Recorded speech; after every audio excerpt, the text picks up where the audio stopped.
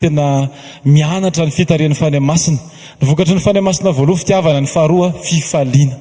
Aoka anao feny fitiavana ary hompaneho fifaliana amin'ny fotoana rehetra. Manasa anao endao tsika hitsangana ame voninahitran'Andriamanitra tsika hivavaka, anokatra ny fotsika, anomana ny fotsika ao amin'ny teny, ao amin'ny fiankofana, ao amin'ny fitarian'Andriamanitra. Aleloia. Aoka tena hovonina tsara tsika miasa tsara izay efa vitan'Andriamanitra teo amin'ny fiainantsika sy anirahany atsika tsirairay avy. Hivavaka tsika ara.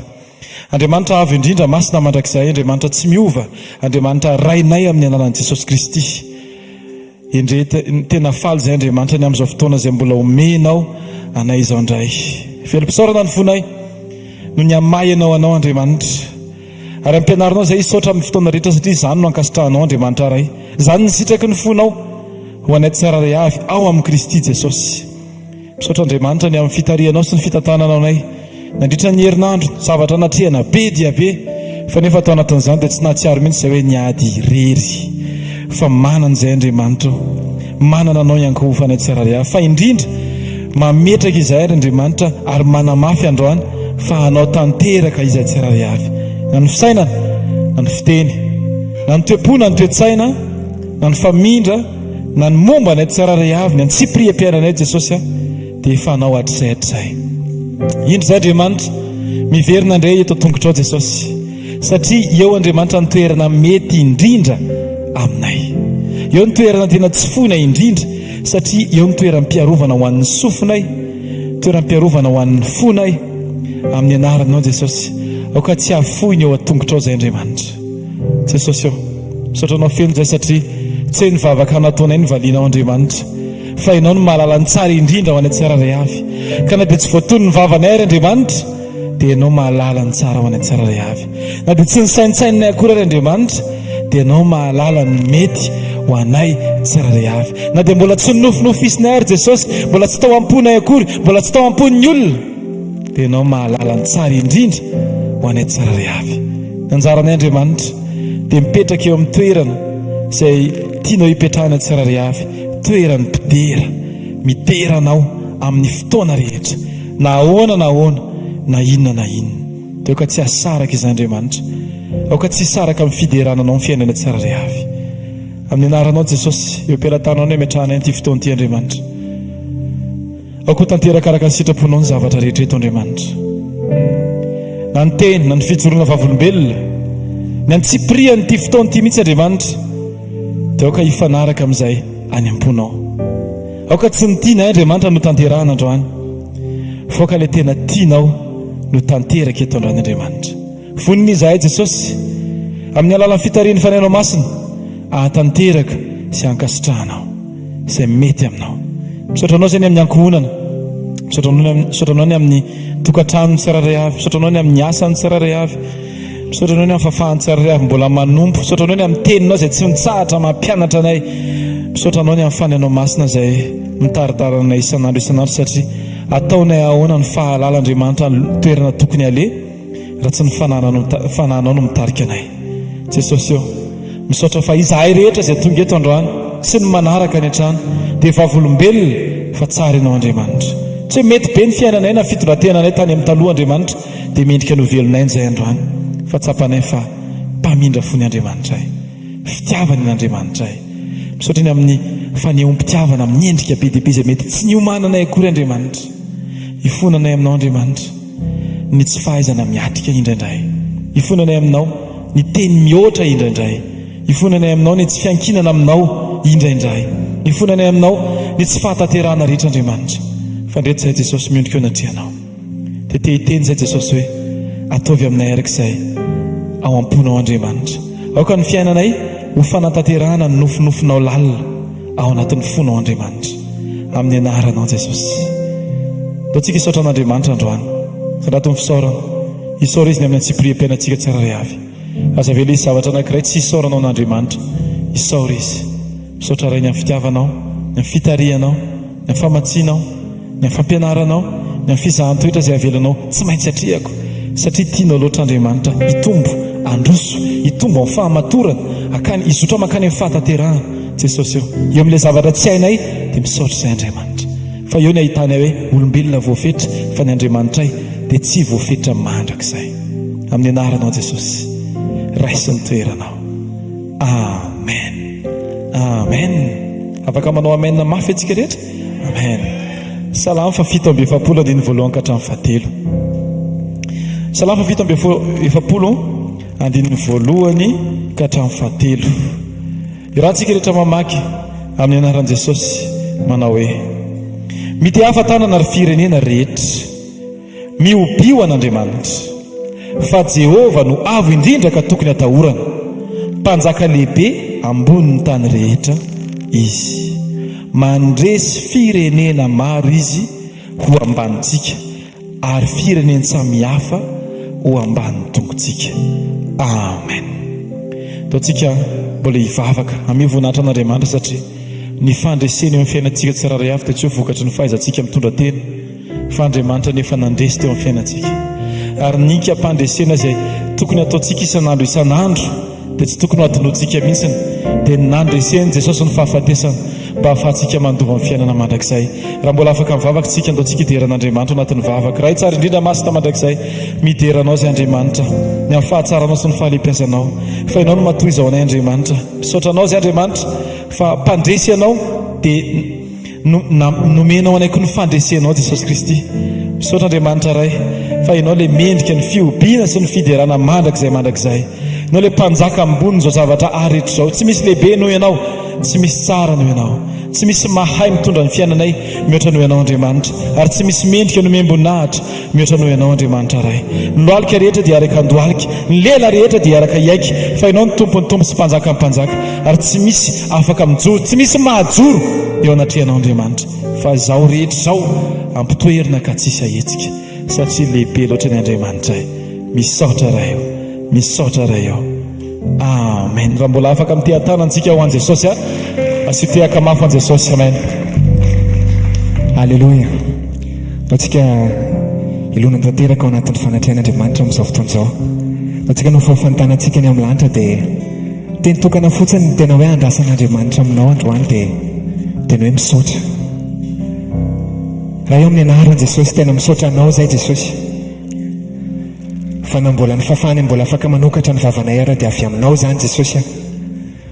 Misaotra fa lehibe ny fitiavanao sy ny famindraponao, tsy hainay nitsakasitraka anao Jesosy ny amin'ny fitantananao anay tao anatin'ny taona iny Jesosy, tao anatin'ny ty volana ity Jesosy. Mankasitraka ny fakatoka ny famaranana ny taona izay Jesosy, teo ny zavatra maro ny fanesy Jesosy, fa niazonay antoka Jesosy dia hoe Andriamanitra tsara ianao sady mpanao ny tsara Jesosy. Andriamanitra tsy mety diso ianao Jesosy, marina amin'ny lalanao ianao ary matoky amin'ny teny izay nitenenao ianao Jesosy. Taontsika tena hisaotra, misaotra Jesosy ny amin'ny fiainam-piankonanay, misaotra Jesosy ny amin'ny fiainam-panomponay, misaotra ny amin'ny asa mandrarany, ny amin'ny fianarana Jesosy, ny amin'ny ankonana Jesosy, ny amin'ny vady aman-janaka, ny amin'ny ankizy. Mankasitraka anao izay Jesosy, fa avy aminao daholo izany, fa soavana sy famindrapony manaraka anay Jesosy.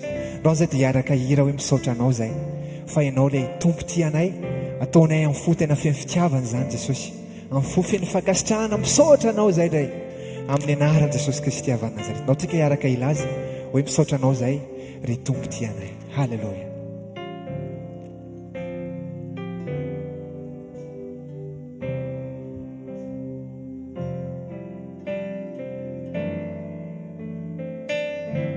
Doran'andro-poetsika misaotra anao izay ry tompo ty anay. Halleluia. Misaotranao zahay ry tompo ty anay, fa mbola nomena tombonandro aho, tombonandro mbola afaka mideranao, sakafo ny fonao androany, nankasitrao Andriamanitra. Halleluia. Ny zavatra ankinay aminao,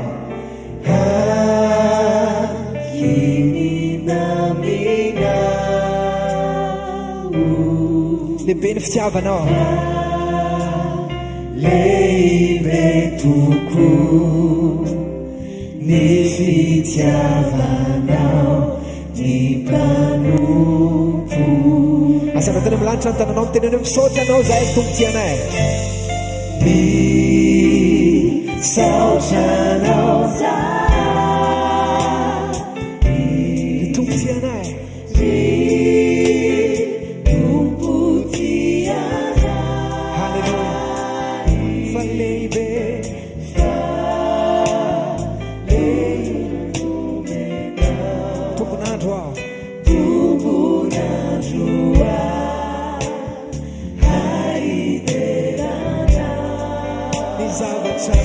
Jesús, aqui lembra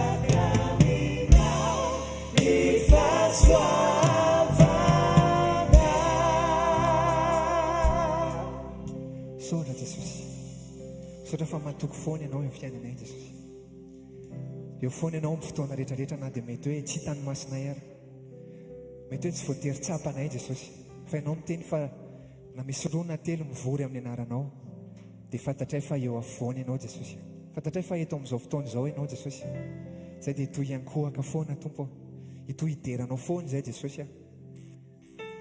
Androany aloha dia fantatray mankasitraka anao zay Jesosy, ny ampitso dia aoka hanany ho azy Jesosy, fa ny androany zay dia mankasitraka anao raha mbola velo zay Jesosy dia ianao no dia rainy mandrakizay, tena hoe natsanganao ho zanakao zay Jesosy, fitiavana tena hoe ohatranao hoe fitiavana tsy misaina zany Jesosy, tena hoe nafonao ny zavatra rehetrarehetra avy any an-danitra ianao dia nidina teto an-tany nefa ianao manana ny satro-boninahitra ao lehibe Jesosy.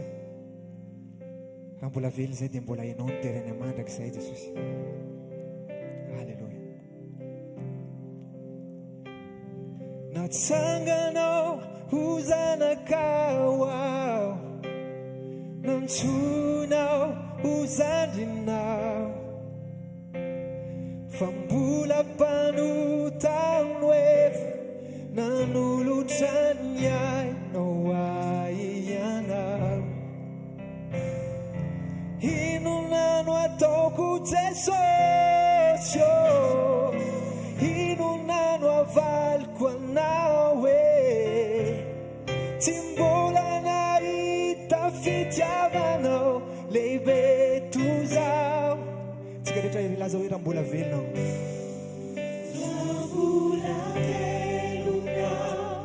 Zao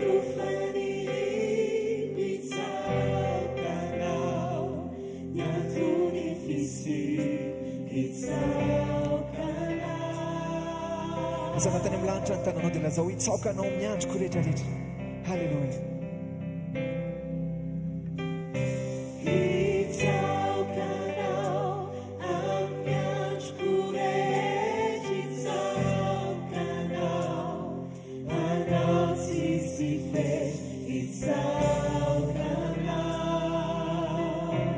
Doare laza hoe avosiko ny fomba fisainako Jesosy.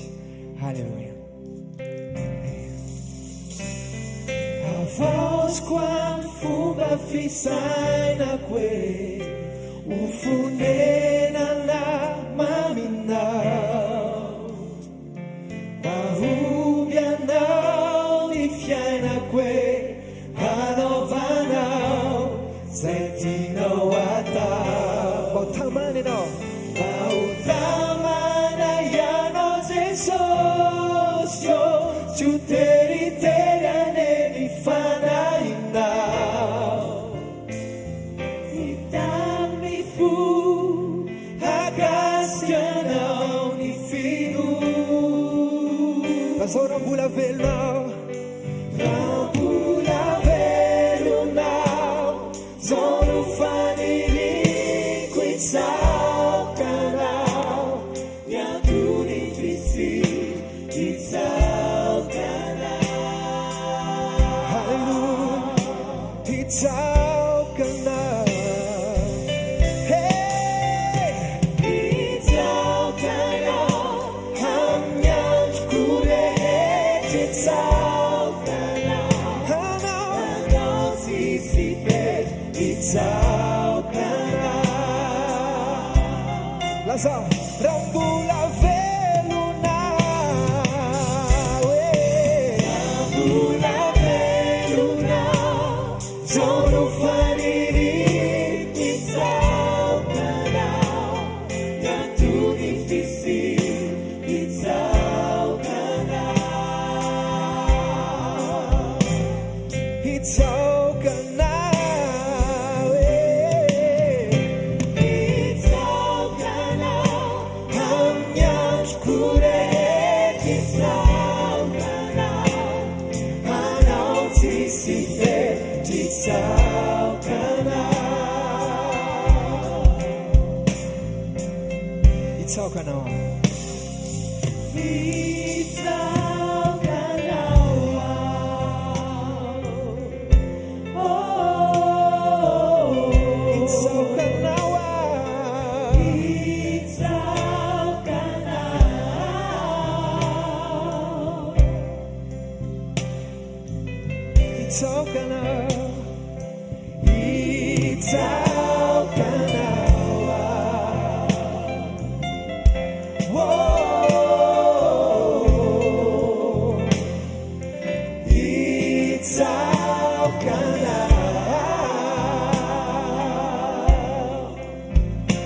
Miankohoka izay Jesosy eto anaty anao.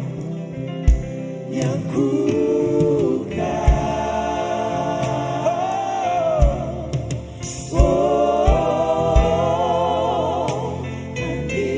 andiwanao hitsaokanao. Miankohoka izay Jesosy.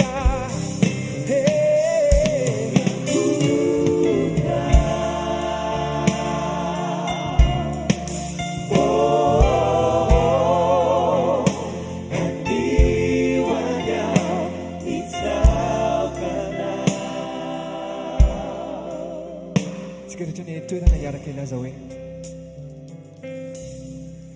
raha mbola velonao, zao no faniriko hitsaokanao. Sa anatin'ny feonao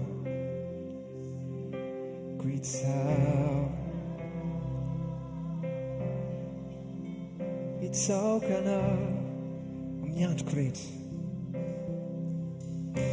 hitsaokanao.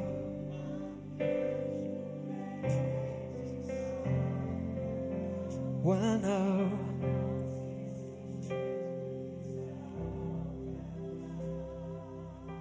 tika tena miankohaka izay Jesosy eto anatry anao. Halleluia.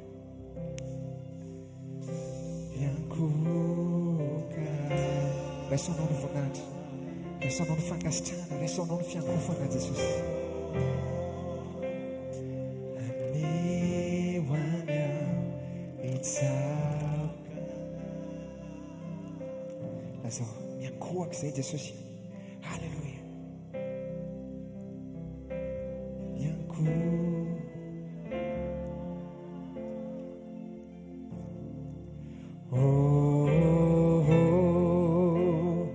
anihoanya itsaokana. Halleluja. Saotra Jesosy, mendrika ny fiankofana mandrakizay ianao Jesosy. Fasaovanao no matoa zao anay, izay mijoro Jesosy, dia mbola ny tananao no mitahiry anay Jesosy. Ianao miteny fa fahafikisa-pifalinana eo anatrehanao ary fahafinaretana ny eo an-tananao ankavanana Jesosy. Io tananao io no miazana anay isan'andro isan'andro. Tsy noho ny amin'ny ezakay, tsy noho ny amin'ny mety hoe kajinay Jesosy, tsy noho ny amin'ny mety hoe fahaizanay, fa izay ara Jesosy tena hoe misy fotoana manao erreur foana mihitsy amin'ny ankamaroan'ny fotoana Jesosy. Fa ianao dia eo foana mitazana anay isan'andro Jesosy. Tiankasitraka anao izay tao anatin'ity taona ity Jesosy. Tananao no momba anay, mandrakizay ataontsika mafy. Halleluja, halleluja. Saotra Jesosy, ataontsika teny hoe ny tananao miazona anay Jesosy, ary ny tananao mbola hiazona anay mandram-patapitra ity taona ity, ary amin'ny taona ho avy koa Jesosy dia mbola ny tananao miaraka aminay. Ny tananao tsika rehetra momba hay zao malala faty hayanao. Ireo eloko navelanao, Ireo eloko navelanao zao malala faty hayanao. lasatsika ny tananao momba. Halleluja. Ny tananao no momba hay zao malala faty hayanao. Ireo eloko navelanao zao malala faty hayanao. Mety anjera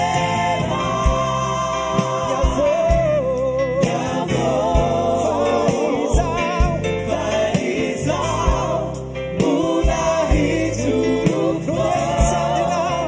dungerini sandina somalala faty. Dia lasatsika hoe fiadanam-pona atao anatiko, fiadanam-pona atao anatiko. He Fiadanam-pona atoamiko atoamiko zao malala faty hayanao. fiainako navotanao, Fiainako navotanao zao malala faty hayanao. mety anjerana vo Mety anjera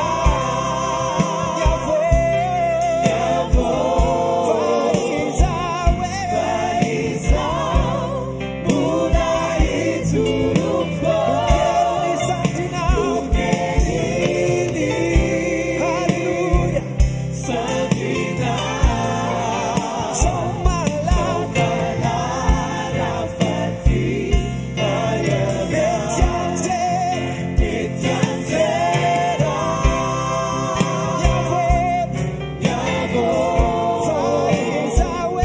faizao mbola hijoro dungerini sandina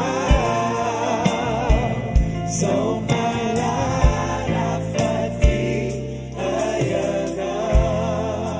mety anjera nyavo faizao mbola hijoro fô no ny herini sandrina zao malala faty tsika rehetra laza mety anjera mety anjera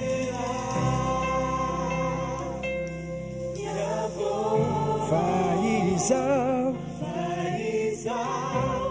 mbola hitorofo no ny heriny sandrina zao malala faty hayana.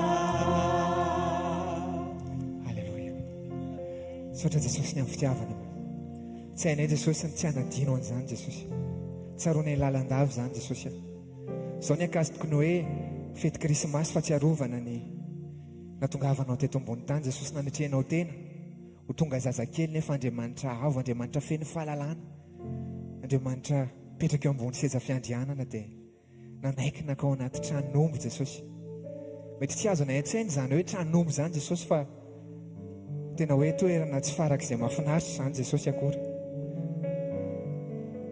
Tsy vitan'izany nefa Jesosy fa mbola tonga ihany koa ianao, mbola nitoron'ny filazantsara, mbola namonjy olona maro, nanasitrana nadandreteny tontolo eny ianao, nanao soa Jesosy, ary tsy tapitra teo fa mbola nafony ao ny ainao teo amin'ny hazo fijaliana Jesosy. Maty ianao mba hamonjena anay, ary tsy hoe maty fotsiny koa ianao fa nitsangana tamin'ny maty ianao Jesosy, ary mbola tsy nitsahatra teo fa mbola manomana fitoerana ho anay ianao amin'izao fotoana izao Jesosy. Androany izay dia manompo ny masonay, any tendrombohitra feza moa ny famonjenanay, famonjenanay dia avy amin'ny Jehovah tompony maro Jesosy. Tsy safidy izay ny fantoka amin'ny problème, tsy safidy izay misafantoka amin'ny zavatra izay tsisy androany, fa manompo ny masonay any tendrombohitra izay Jesosy. Ilay vato lampy tsy mety ritra mandraka izahay. Halleluja.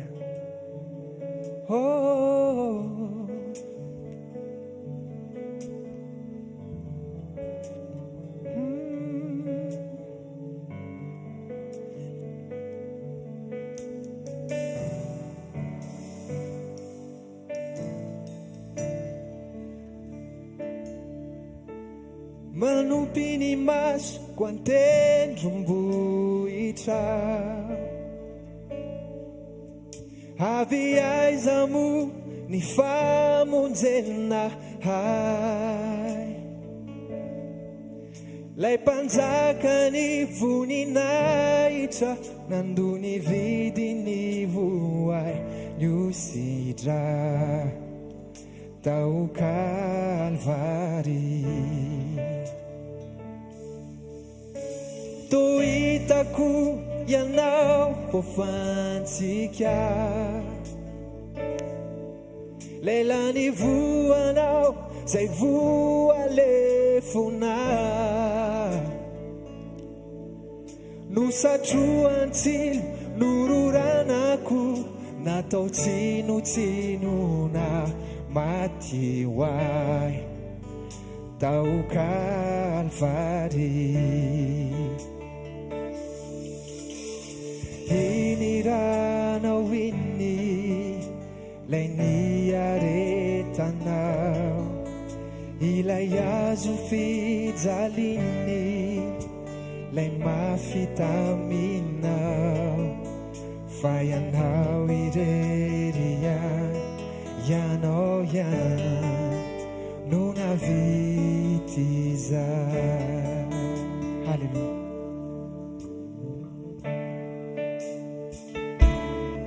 Lay dia kapokao no fanasitranana,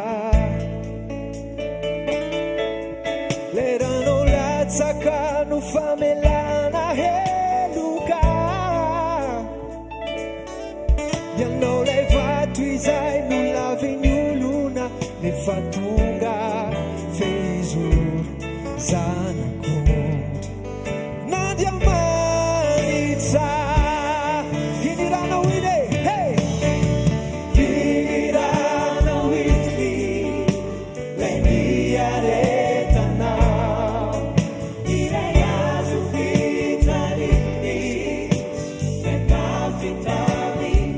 Vaiana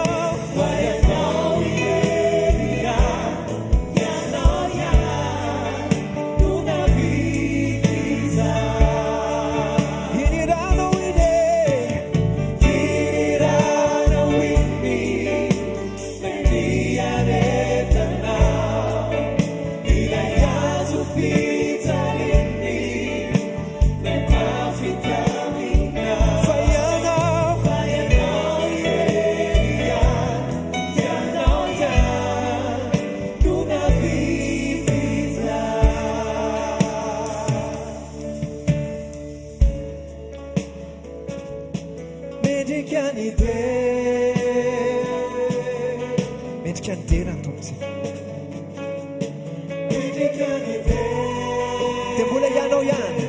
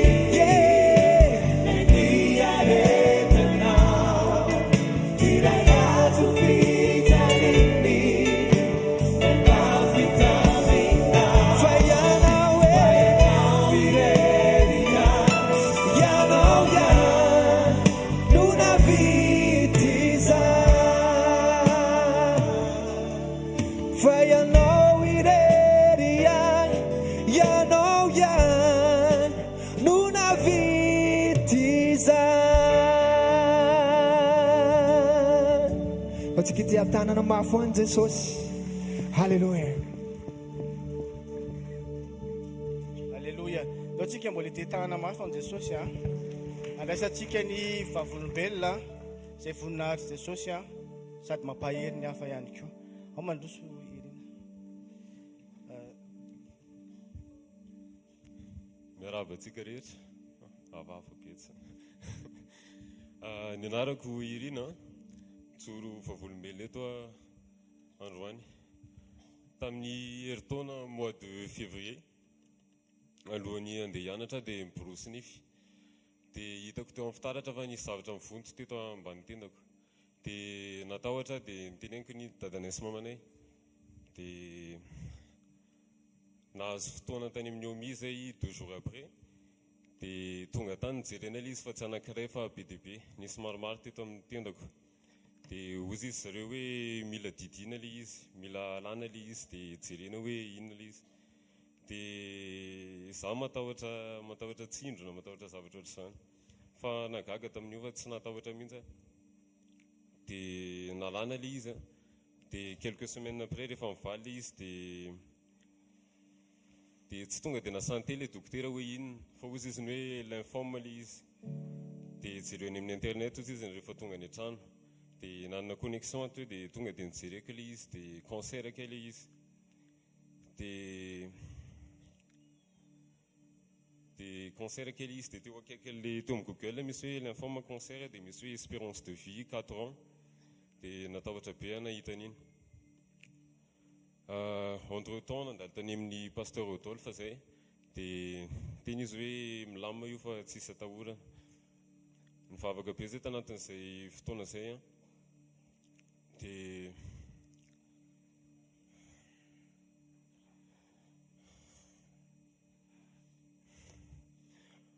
mivavaka be zay tanatin'izay fotoana zay dia nalefa zareo tany amin'ny service oncologie tany amin'ny OMI. Dia tany ny teny ilay olona tany hoe misy zavatra lana hoy ny ato amin'ny lamosinako. Dia eo vao fantatra hoe manao séancena chimiothérapie sa radiothérapie. Chimiothérapie ilay rehefa misy olona voan'ny cancer dia ilay lasa mihintsana ilay volony rehetrarehetra rehefa eo. Dia radiothérapie dorana amin'ny rayon ilay izy. Dia noho ny fahatahorako an'ilay tsindrona sy ilay resaka sérum sy ny karazany dia tsy nanaiky ny hanao an'ilay izy. Nisy taona teto nisy toriteny hoe io zavatra atahoranao io mihitsy ny ampandalovin'i Jesosy aminao. Dia teny tamamanay aho hoe izay ho mama ilay chimiothérapie. Dia ozy izy ny hoe aza mieritreritra n'izany ozy izy. Dia izay tsy nanaiky nanao an'ilay chimiothérapie dia mifindra tany amin'ny HGRA. Mifindra tany izay a dia nitely olona tany hoe mitovy amin'ilay tahiny hoe tsy maintsy atao ilay izy ke, dia natao ilay izy.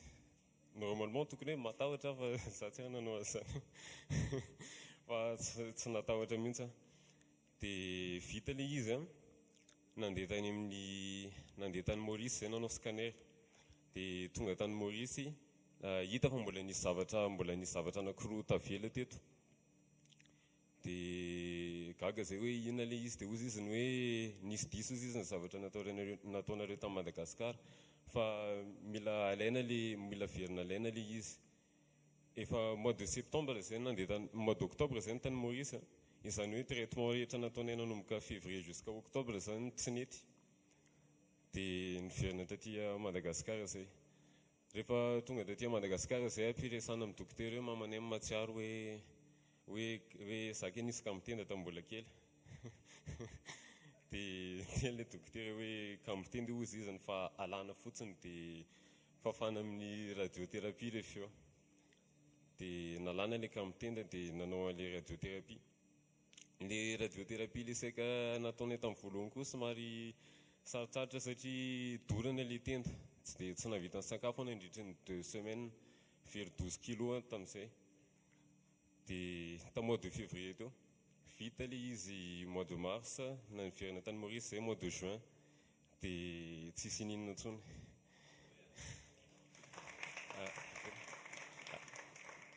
Tiako amafisana kely ninona zava-mitranga eo amin'ny fiainanareo dia apetrao am-pelantanan'i Jesosy fa izy mahay mandamina zavatra rehetra. Saotra tompoko. Alleluia.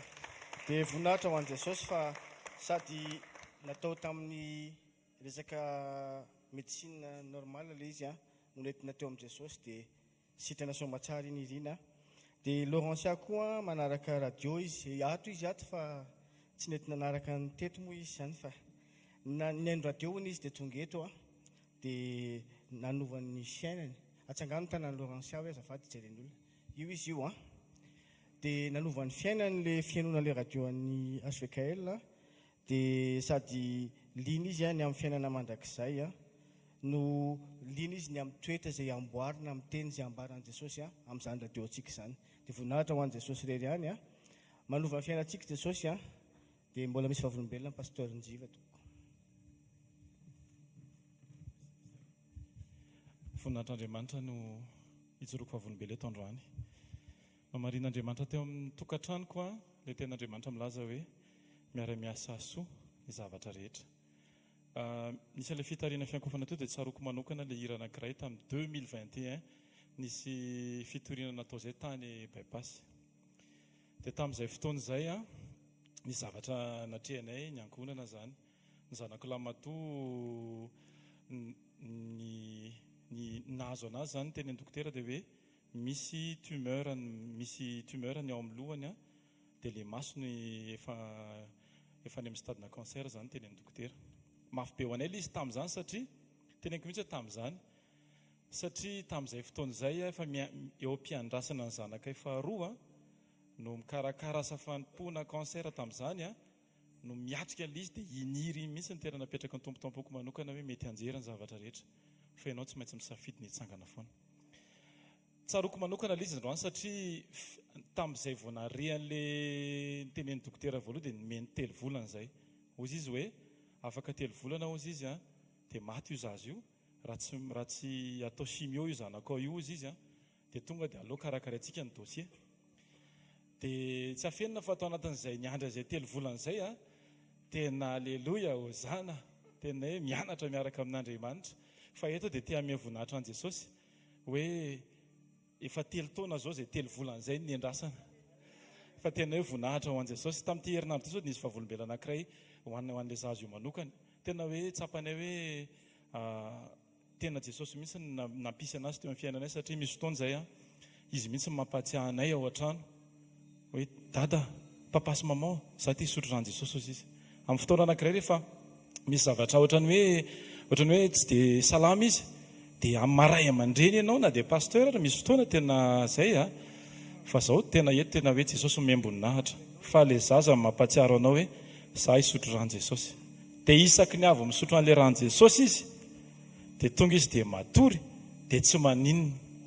voninahitra ho an' Jesosy anankiray zavatra anankiray vao tamin'ity herinandro ity zay rehefa tsy ndreo marika le izy tsony satria ohatrany hoe efa eo zany izy dia izy ka zany rehefa miazakazaka ao an-trano dia tapena le maso intact dia le maso anankiray iny zany noentiny miazakazaka ohatrany hoe satria tena vavolombelona be satria ny olona rehetra efa niteny na ny dokotera efa niteny hoe jamby io ary tamin'izay fotoan'izay moa zany tamin'ile 2021 zay dia nitenyny dokotera dia hoe tsy maintsy esorony io voamaso io esorony io voamaso io raha tsy zany tena tonga dia maty io zazy io voninahitra ho an' Jesosy fa tsisy voamaso nikitihana teo ary zavatra napetraky ny tompo tampony amin'ny vady tamin'izany dia zao hoe an' Jesosy io zazy io dia tsy kitihany olombelona voareny fotsiny le diagnostika zay hoe zay le izy dia ny fanapa-kevitra ny raisinay dia zao hoe tsy asiana fanafody tsy asiana ninina ntsony manomboka eto fa aloha an' Jesosy io raha ohatra ka hoe ho alain' Jesosy dia an' Jesosy manamboatra ny fonay raha ohatra ka hoe mana programme Jesosy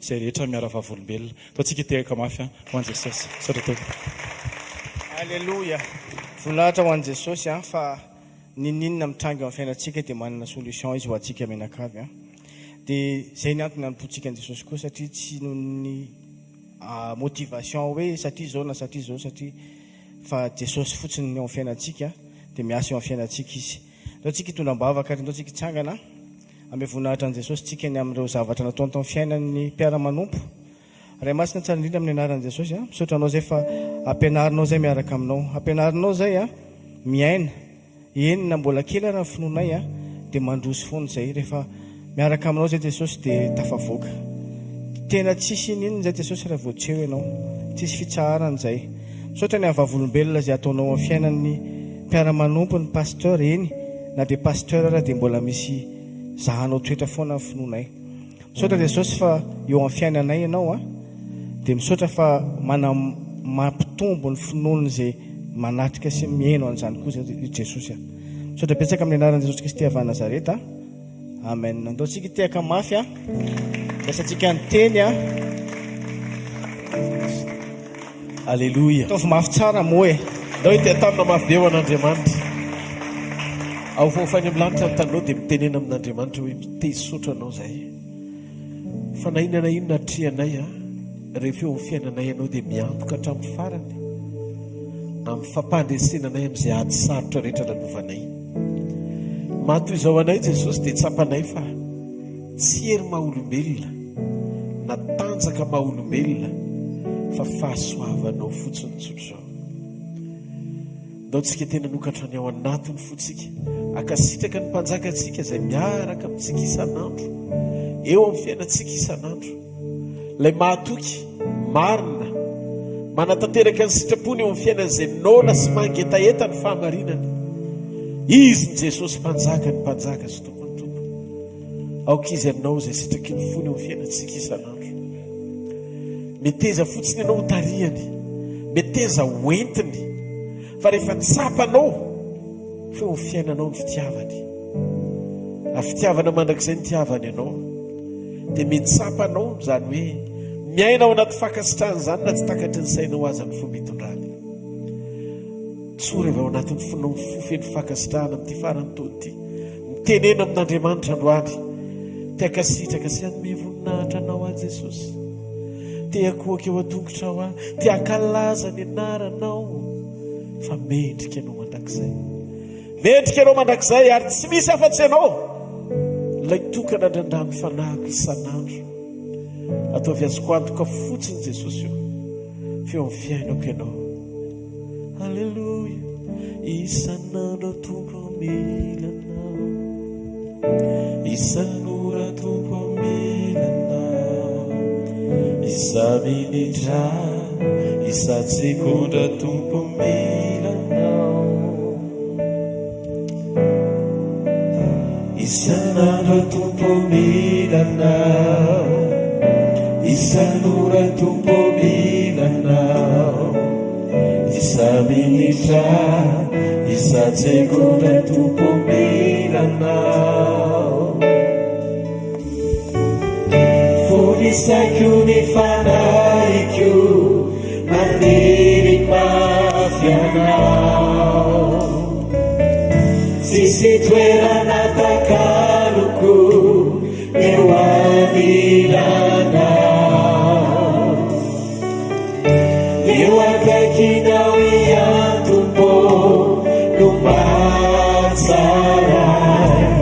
itoetra tsy mananaya isanandro tompo isanandro tompo milana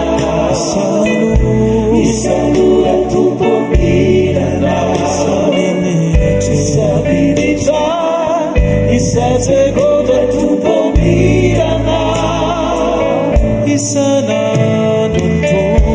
isanandro tompo milana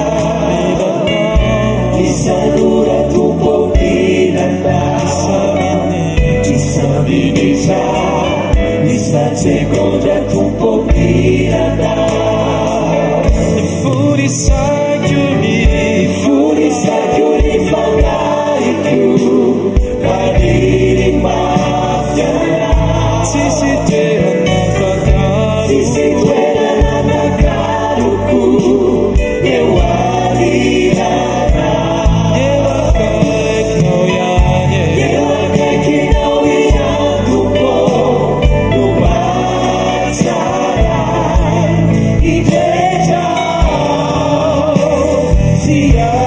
siaranaya ifurisakuni fanaiku maniri mafiana sisitoerana nakaruku ewarirana ewakaikinao iantuko numatsara itoetra tsy mananaya itoetra tsy mananaya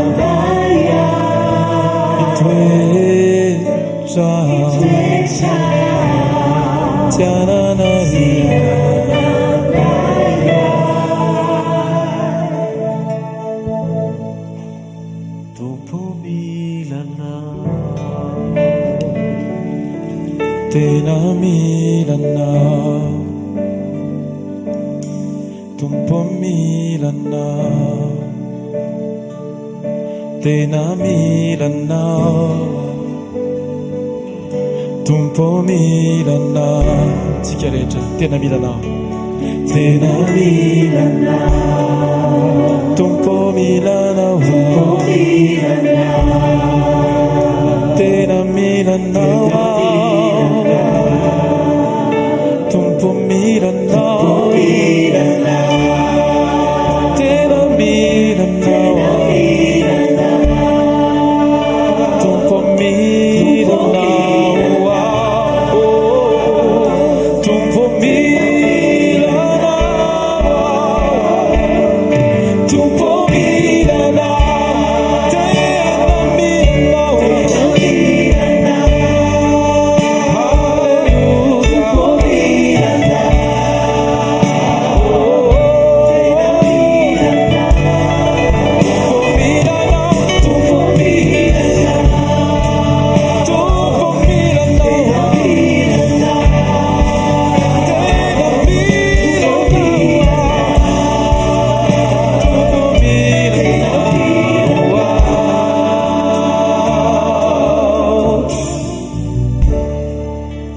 milanao zay tompo te iankinamina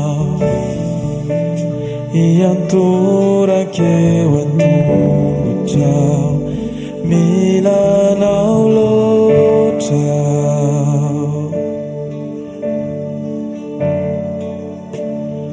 milanao loatra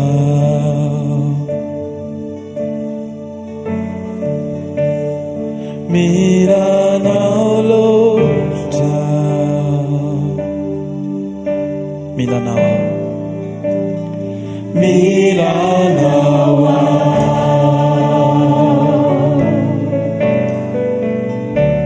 loatra milanao loatra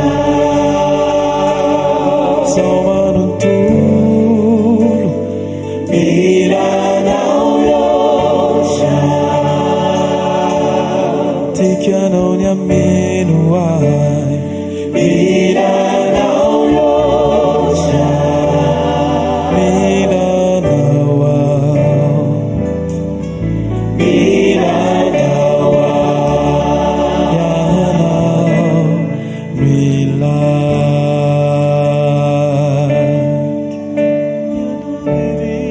ianao miriny foko ianao nilay ianao milay tariwa hitanao tariwa hitanao.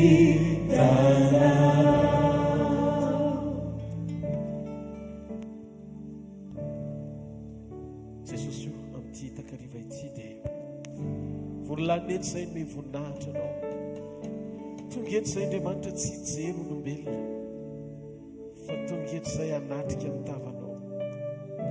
Ny fotoana rehetra iainanay andriamanitra dia fotoana manokana anomananay sy anamboarana ny fonay mba hifanaraka amin'ny sitraponao isan'andro. Raha mbola misy Jesosy ny atao hoe anio dia hifaly sy ravo aminao ny fonay sy ny fananay satria fantatray fa ianao no antony fiainanay, ianao ny rehetra momba anay ary fantatray fa miaino anay ianao, mamaly anay ianao, eo aminay ianao, miaraka aminay ianao. Androany hariva Jesosy mampahereza anay, mampijoro anay, manambarany sitraponao aminay fa vonona ny aino anao izay amin'ny anara mahery Jesosy Kristy avy any Nazareta. Amen. Ndao tsika ity tanana mafy ho an'Andriamanitra. Taovy mafy tsara ho an'i Jesosy. Halleloja. Mba azo toerana tompoko androany tsika dia indray ny tenin'Andriamanitra tsotra.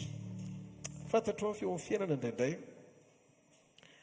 Misy zavatra mahafinaritra antsika ohatran'ny hoe maheno fa miasa amin'ny fiainantsika Andriamanitra.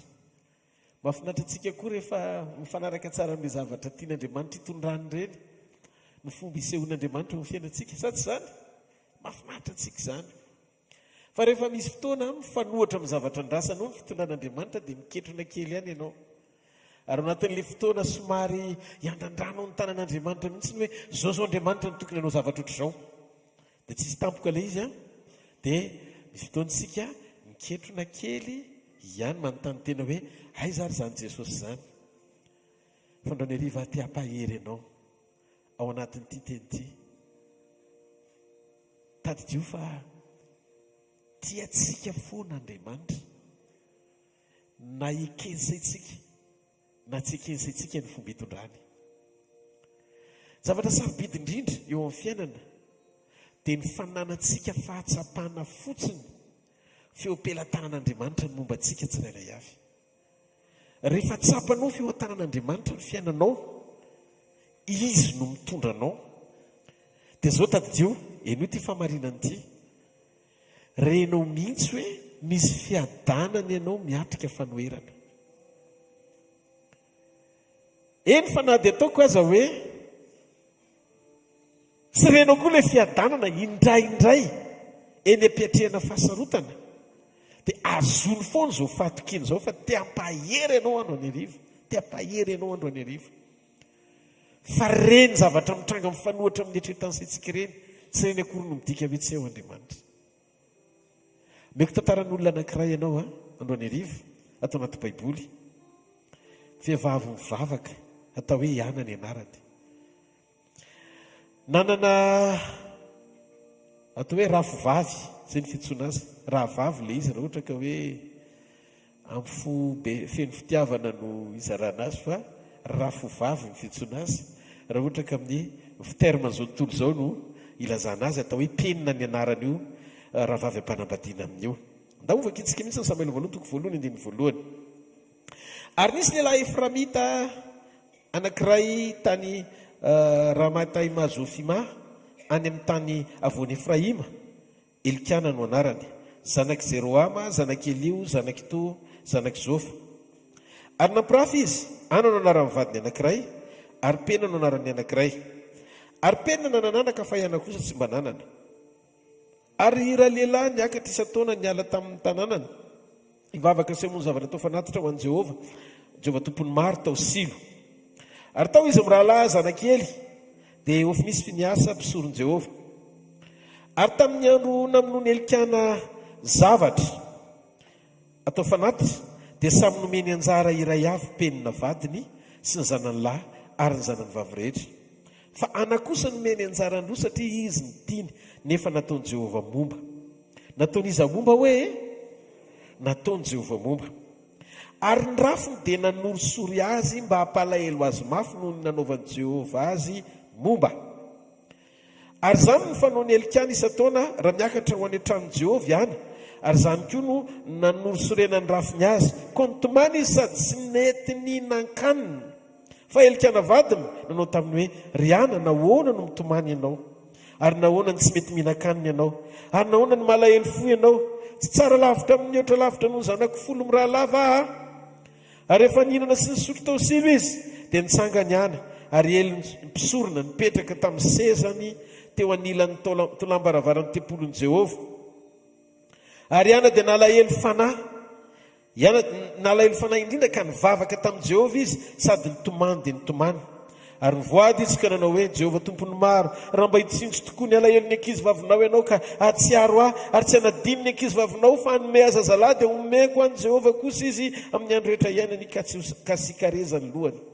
Ary raha mbola naharitra nivavaka teo anatrehan'i Jehova izy dia nodiny ny elo ny vavany, fa nitenina kapo ihany molony ihany nihetsiketsika fa ny feony tsy re akory, ka dia nataony elo fa mamo izy. Dia ho elo taminy, manam-pahoviana no mamo ianao, esory aminao ny divay ianao. Dia namaly anaka nanao hoe tsy tompoko, vehivavy malahelo fanahy fa tsy misotro divay natao ka tsy akory, fa mamoaka ny atao-poko eo anatrehan'i Jehova Andriamanitra aho. Aza mba atao hoe vehivavy tena ratsy fanahy ny ankizy vavinao fa ny haben'ny fahoriko sy ny alaheloko no nitenenako mandraka ankehitriny. Dia namaly Elikana nanao hoe mandehana soma tsara, fa omen'Andriamanitra ny sery anao ny izy angatanao taminy. Amen. Ndao jerentsika, penina tsy mivavaka, iana no mivavaka. Fanjavatra navariana teto, le mpivavaka indray no momba, ary tsy hoe ny devoly no natonga azy ho momba, fa Andriamanitra Jehova no natonga azy momba. Eto zany dia tiako marihana kely fa indraindray tsika tiatsika ho pozitivena daholo ny zavatra rehetra, hoe Andriamanitra tsy mahomba ny olony zany. Fa andaotsika tena hiverina azonareo amin'izay le zavatra tiako atongavana, manjary lasa mitory fandresen-dahatra tsika satria izay no eritreretintsika fa sekolon'ny finoana. Ny sekolon'ny finoana amintsika dia zao pozitiventsika daholo ny zavatra rehetra. Andriamanitra tsy mba momba zany fa Andriamanitra tonga dia manome taranaka foana. Andriamanitra tsotra zao terentsika ohatr'izay le fipetraka le fahamarinana, fa andao hiverina amin'izay voasoratra. Raha misy mantsy manaisotra n'izay voasoratra dia esorina ny azonaina, ary raha misy manampy izay voasoratra dia ampiana ny loza. Zay ny voalaza ny boky ny Apokalipsy. Noho izany iverintsika amin'ny fahamarinana hoe Jehova no namomba azy. Matoa zany Jehova no nampahamomba azy, manana planina Jehova Andriamanitra ho amin'ny fiainan'ny ana satria mpivavaka amin'Andriamanitra izy. Mba hahafantatra anao hoe fa izy no mivavaka fa tsy penina, nefa penina indray no nananjanaka fa iana momba, ary le Andriamanitra ivavahany mihitsiny no mampahamomba azy. Mba tsy hangany ny tanan'izay mandray ahy hoe fantatro tsara ve zany zavatra mitrangy zany. Fa za te hilaza aminao zavatra anankiray, tsy mampaninina ny fahamombany ana. Tsy ratsy akory Andriamanitra raha momby ana, fa tiany ana, au contraire, tiany ana Andriamanitra. Tiany. Nandray Andriamanitra rehefa tianao dia misy fotoana toeriny amin'ny sitraponao ianao. Toeriny amin'ny sitraponao ianao. Zany ny tena atsapana ny lehiben'ny fitiavana.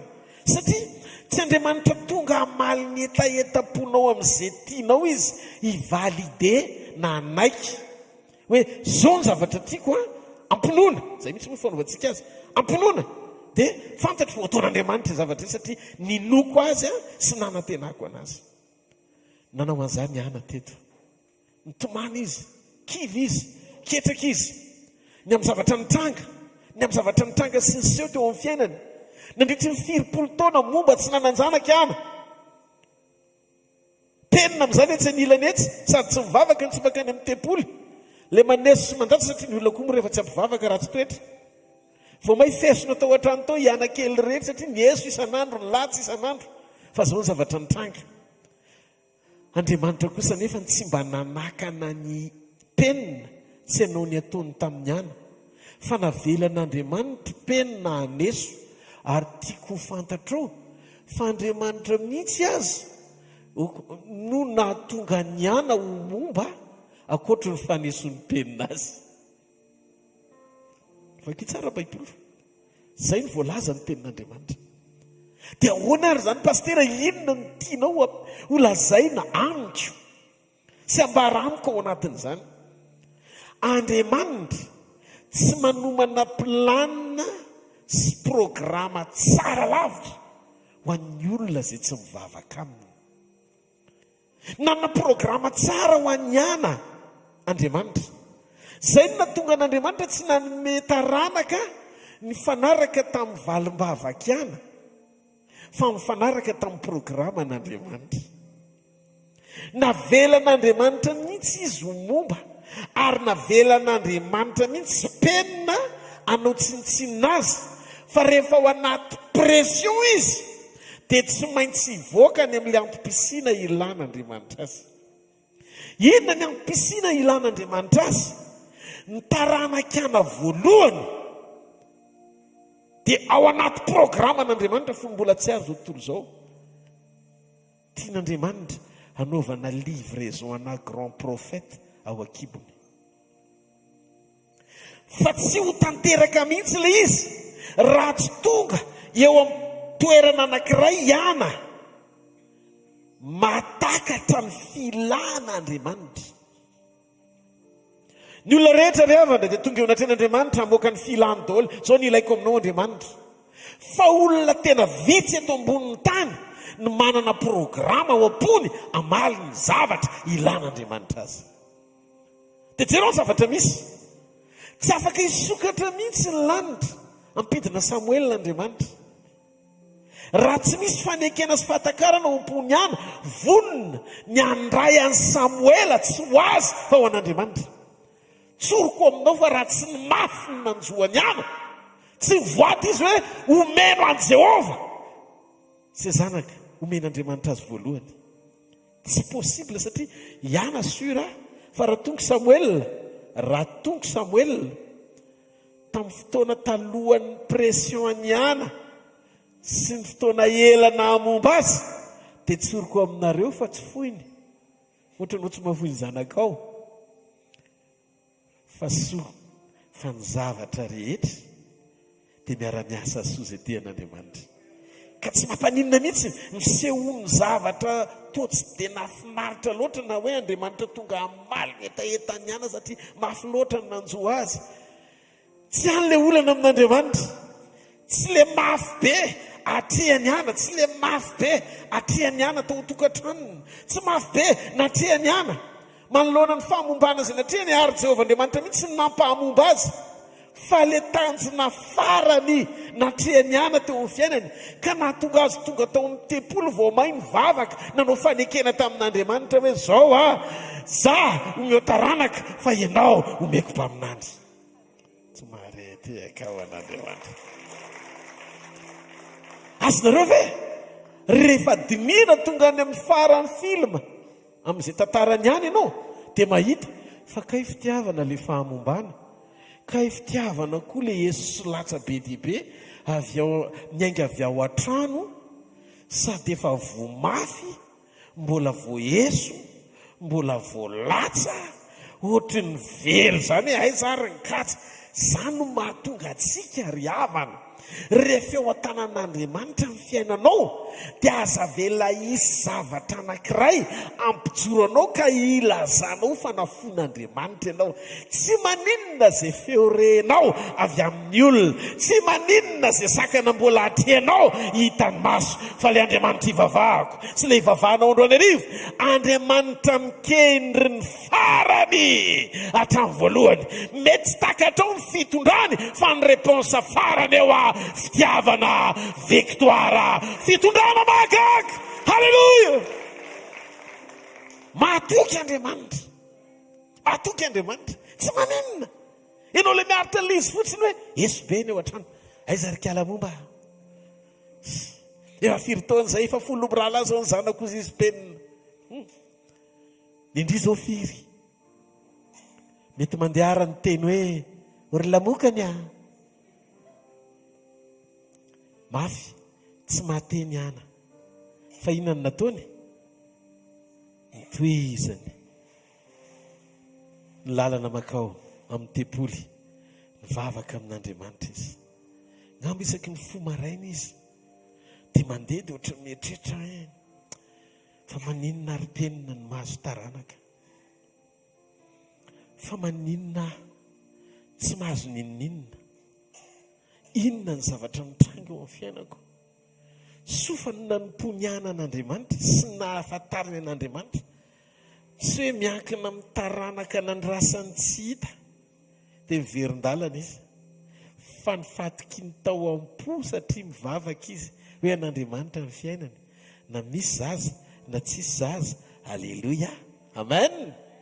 Mafy fa tonga tao amin'ny tepoly amin'izay kosa nefa izy nalala fa Andriamanitra dia Andriamanitra mahay manao ny zavatra rehetra. Dia izy Andriamanitra misy programako ty fa hiana ao anaty problème ranomaso foana mivonto fo rehefa tonga any an-trano tezitra noho izany tsy mare ny feon'Andriamanitra mivantana tsisy feo tonga teo aminy hoe aza mitomanina amin'ny tanondrika riana fa omeko Samuel ianao tsy izay le zavatra reny sofiny fa zao ny sekolon'ny fiainana no nitondran'Andriamanitra azy. Nisy pression, nisy karazana olana mitranga be dia be ao an-trano, nisy zavatra ohatrany tsy dia mahafinaritra loatra tonga hatrany amin'ny tsy mahina-kany ny ana azonao ve zany zavatra zany fady anina tsy fidiny satria na hanina ara-tsy telona ao an-trano satria mafy loatra le ady atrehany ihana ao an-tranony. Fa zao tonga tao amin'ny tepoly amin'izay izy tonga teo amin'le zavatra sujet de prière nandrasan'Andriamanitra azy. Azonareo indraindray misy sujet de prière tian'Andriamanitra ore avy aminao fa tsy le sujet de prière ordinaire mitovy amin'ny fangatan'ny olona rehetra. Mamaritra ny alehiben'ny fanoloran-tenany hifanaraka amin'izay zavatra ndrasan'Andriamanitra azy. Ozy izy Andriamanitra tao programako fony mbola tsy ary zao tontolo zao nahafantarako an'izany mantsy Jeremia toko voalohany ny 9:5. Ozy izy ny ten'Andriamanitra hoe fony mbola tsy ary kory teo an-kibon'ny neny ianao mahita ny Jeremia dia efa manina ozy izy fantatro dia nitendreko ianao ho mpaminany ho amin'ny firenena. Fantatry t'Andriamanitra Jeremia talohanao kibon'ny neny anazy nidika an'izay ianako fantatr'Andriamanitra i Samuel koa fantatr'Andriamanitra satria samy mpaminany na Samuel na Jeremia. Nidika an'izay talohana tao an-kiboniana ny Samuel efa fantatr'Andriamanitra izy. Dia ozy Andriamanitra Samuel tsy mahazo mandeha ianao fa mbola misy programako ho anao manokana. Tokantrano ohatr'izao no tiako hitondranao eny ambonin'ny tany voafidy. Tsy maintsy olom voafidy nitondran'izany grand prophète zany. Alleluia. Dia zao nanomana ny kiboniana Andriamanitra mba izy Samuel ao anatiny toe-po feno fahaterem-bavaka sy etaeta. Azonareo leza raha tsy feno fepetra io tsy voavaly ny etaetan'Andriamanitra fa vao nanomboka ny teny amin'izay ihana hoe vonina Andriamanitra voninahako fa zao omeo taranaka fa omeko anao izy.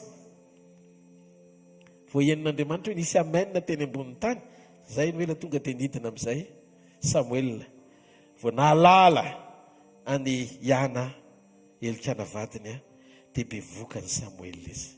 Dia mba fantatrao ve misy zavatra ny andray mitranga eo amin'ny fiainanao ohatrany tsy dia mahafinaritra aza atao sakany ireny tsy hatonga anao hijoro anome voninahitra an'Andriamanitra satria raha io tantarany any io jereo dia mitombona amin'ny fanambaran'ny apôstôly Paoly. Ozy izy ny apôstôly Paoly hoe fa ny zavatra rehetra izay nataon'Andriamanitra dia tsara avokoa ary tsy misy tokony ho lavina raha raisina amin'ny fisaorana. Izany hoe tsika indray efa nampahalalana mialoha fa ny zavatra rehetra na iverinao tsara na iverinao ratsy dia ozy izy Andriamanitra hoe tsara avokoa raha raisina amin'ny fisaorana. Izany hoe ny toe-ponao misaotra ny lalana misokatra mamadika ny faharatsiana ho tonga fahatsarana satria ny fisaorana maneho fa makasitraka an'Andriamanitra ianao ny amin'ny fitondrany tsy takatry ny saina izay hita taniny ianao mandra-pahatonga anao any amin'ny victoire miaraka aminy. tsy maretehaka ho an'Andriamanitra. Hifarana amin'ny taona misy zavatra ohatry ny mahafinaritra anao, misy zavatra ohatry ny tsy dia mahafinaritra anao, fa teteny aminao a ny zavatra rehetra dia miara-miasa aso izay tia an'Andriamanitra. Meo feno fisaorana fotsiny Andriamanitra. Aza vela isy antony na kely azy ohatry ny tambesatra makarary ny ainao, fa ho ambadika io zavatra ohatry ny tsy mety tena mandeha tsara io, ao ambadika io zavatra ohatry ny miisatra tsy dia mahafinaritra io, ao ambadika ilay zavatra ohatry ny mampimenimenina rery anao dia mampanontany tena anao hoe manahoana ary aty Andriamanitra ozy ihana. Misy anankiray izay mihevitra sy mahafantatra tsara anao, mihoatra noho ny fahalalanao ny tenanao. Ary androany Andriamanitra, androany teteny aminao an'ity fahamarinana ity, tia hampatsiaranao an'ity fahamarinana ity. Aza velo taraiky ny lohalikao tsy foritra eo anatrehany.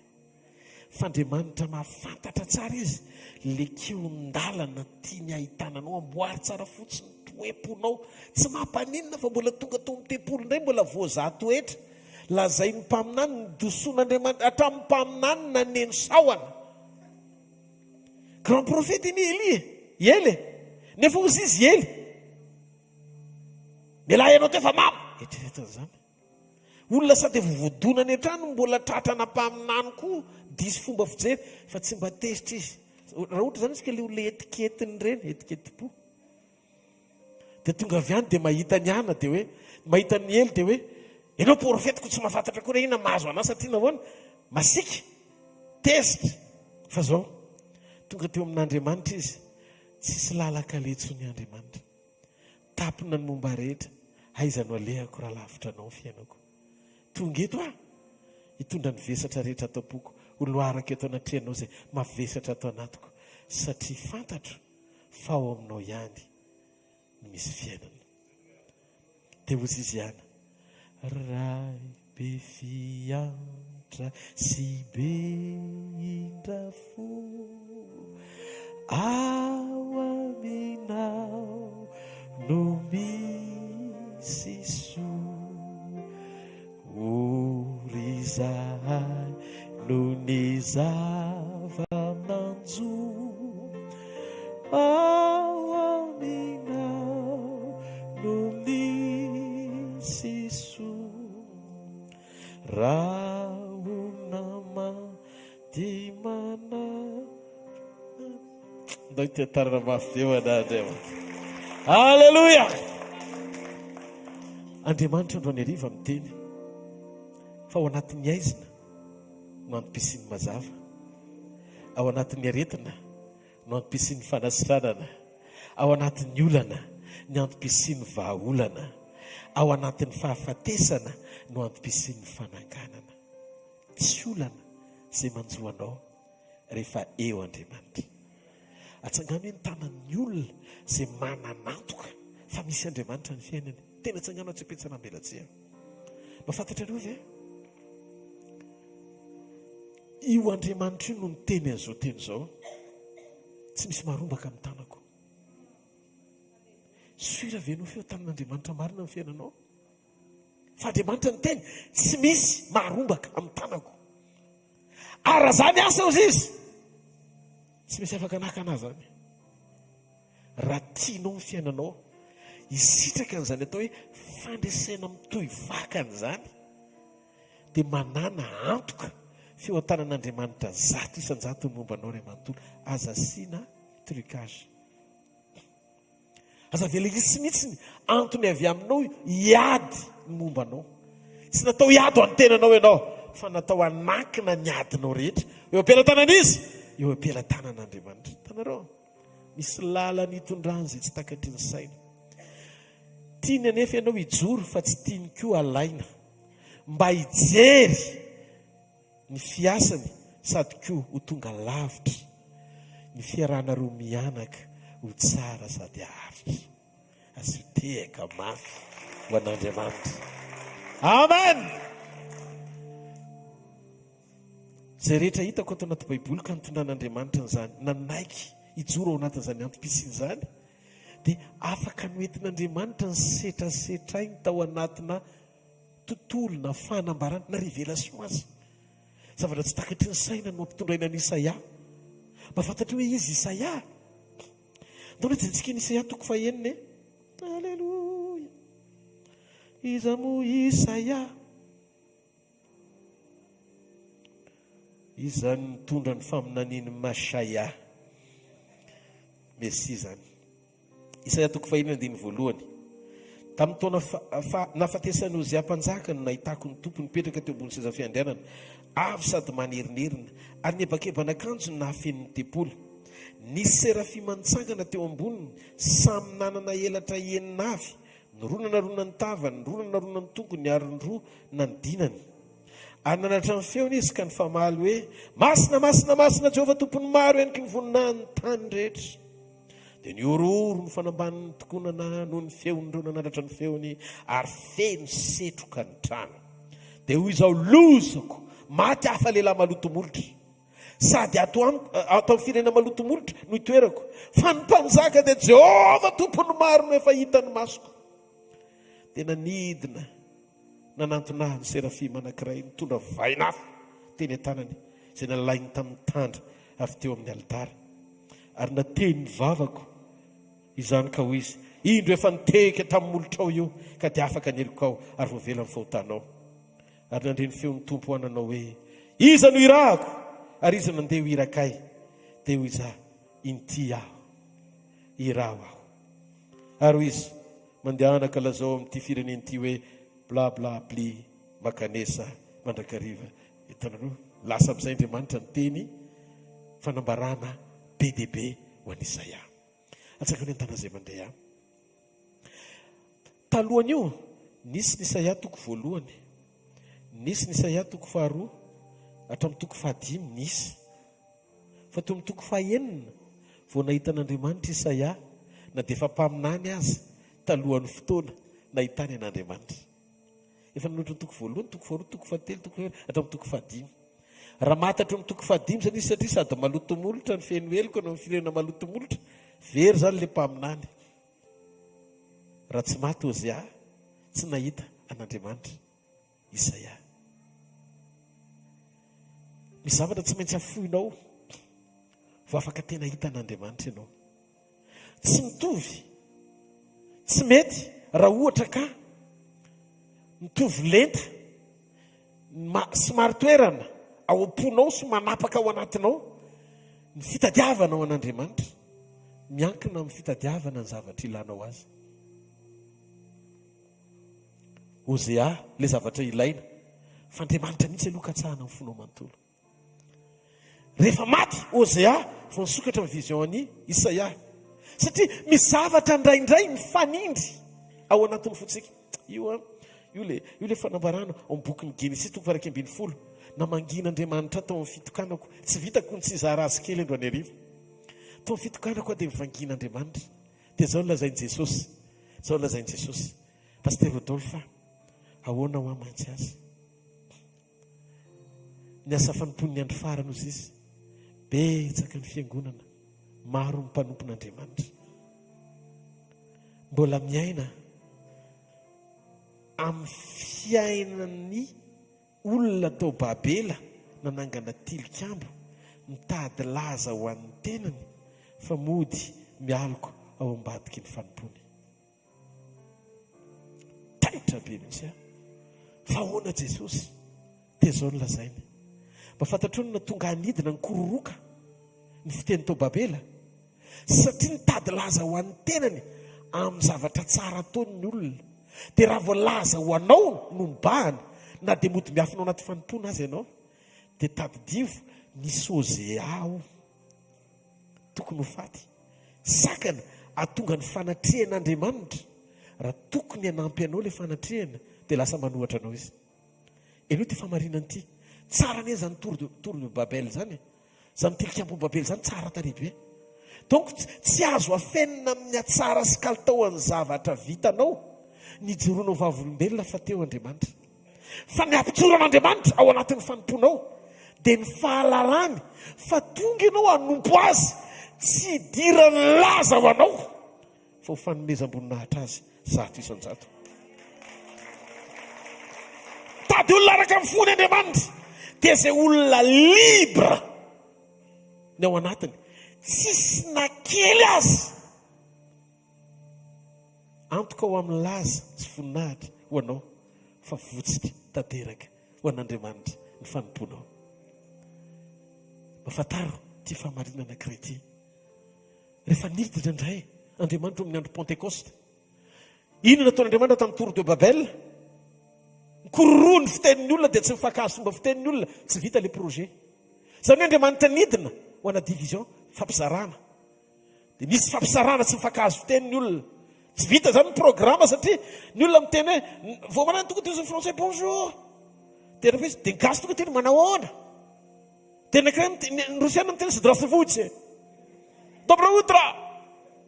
Inona ny dikan'izany? Potra indray ny avery anganaseo osy koreanina iaho tsisy mifankahazo tsony vao ny fampiaraba maraina. Dikan'izay farana hatreo amin'ny programa. Fa any amin'ny asan'ny apôstôly toko faharoa nidina ny fanamasina, nidina indray Andriamanitra voafeno ny mpianatra. Hitanareo dia zao no nataon'i Jesosy tamiko, union.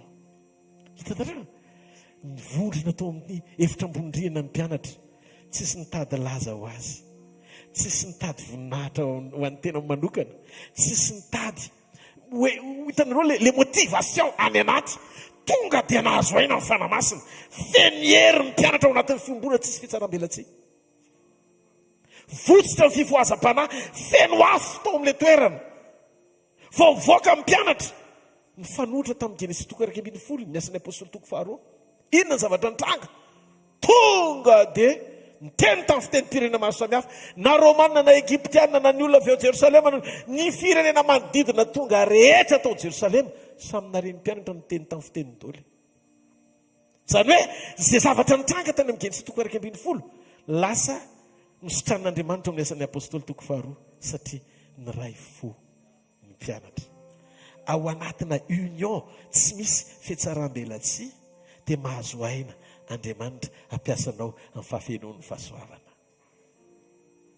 Zay mahatonga ny Jakoba niteny, Andriamanitra midina manohitra ny mpiavonavina fa manome fahasoavana izy ho an'izay manetry tena.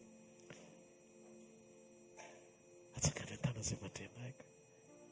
Laza fitiavana, laza ho an'ny tena, fitiavana voninahitra ho an'ny tena, ny fitiavana misy songadina, satria lasa tsy manompo an'Andriamanitra tsika fa lasa manompo fahasoavana, manompo fampiasan'Andriamanitra tsika. Natahorana koa manompo etikety avarotro, dénomination. Milasa lavitra izay Andriamanitra, ny fanifenao sy ny fanangananao. Ny antony satria efa tena akaiky ny fiverenan'i Jesosy. Dia eritreretony toko voalohany ka hatramin'ny toko 15 mbola mety ohatr'izany ny fanompon'ny profeta Isaia. Fa zao tsy maintsy maty aloha Hosea.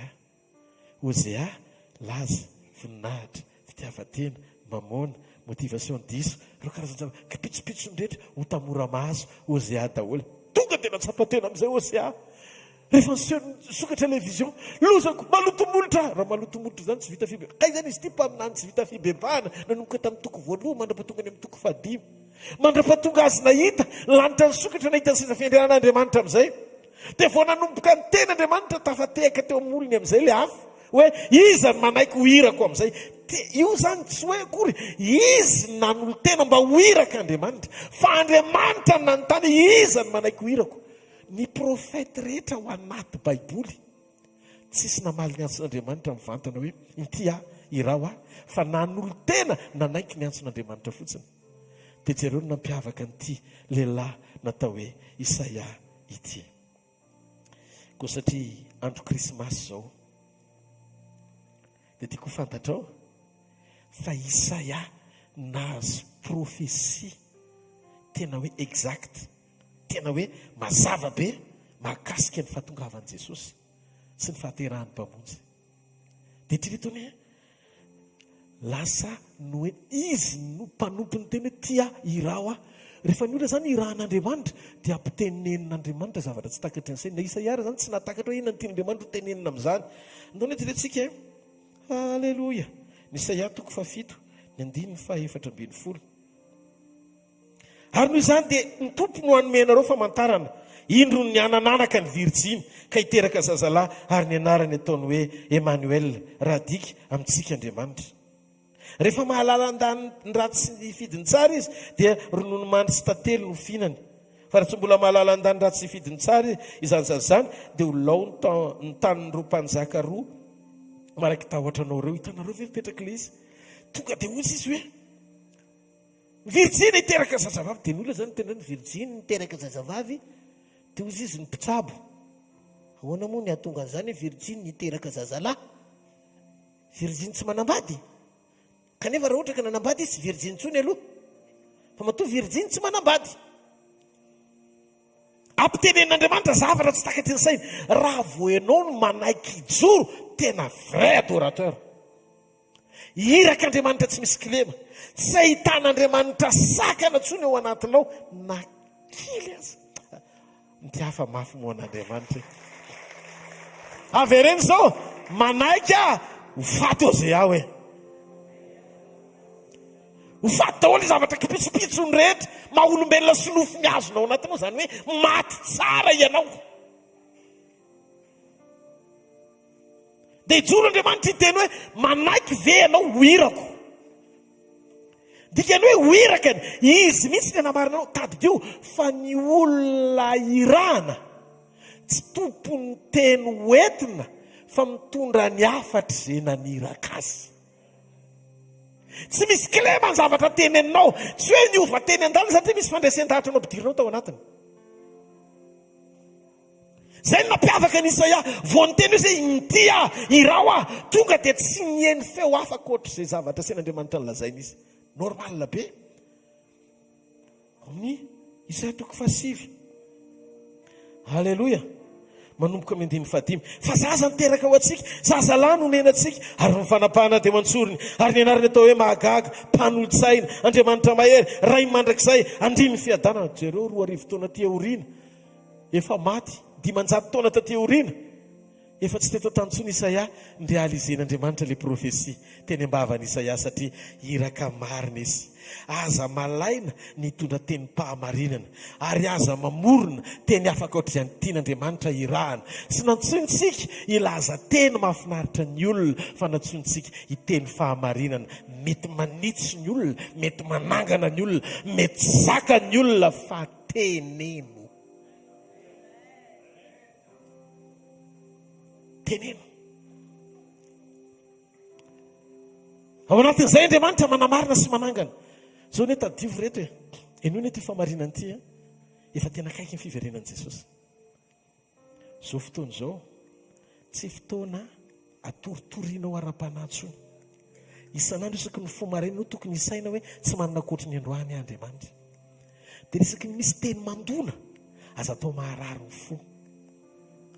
Ikeo anatin'ny fonao hoe zazany Andriamanitra. Tsoroko aminareo fa vao nanomboka voaraiky le teny, tena tonga dia niletra tany amin'ny aty fanahiko. Tena andohalika Andriamanitra, tena reko fa mbola misy tsy mety ato anatiko. Misy fotoana mbola tesongadina nisony amin'le endrika ampiasan'Andriamanitra na manokana iny. Misy fotoana ohatrany hoe mitady, misy fotoana indraindray ny anaty any mitady voninahitra kely fampiasain'Andriamanitra ny fomba tsy takatry ny saina eo amin'ny fiainan'izay olona mba mila vonjy sy miantso, mila vavaka.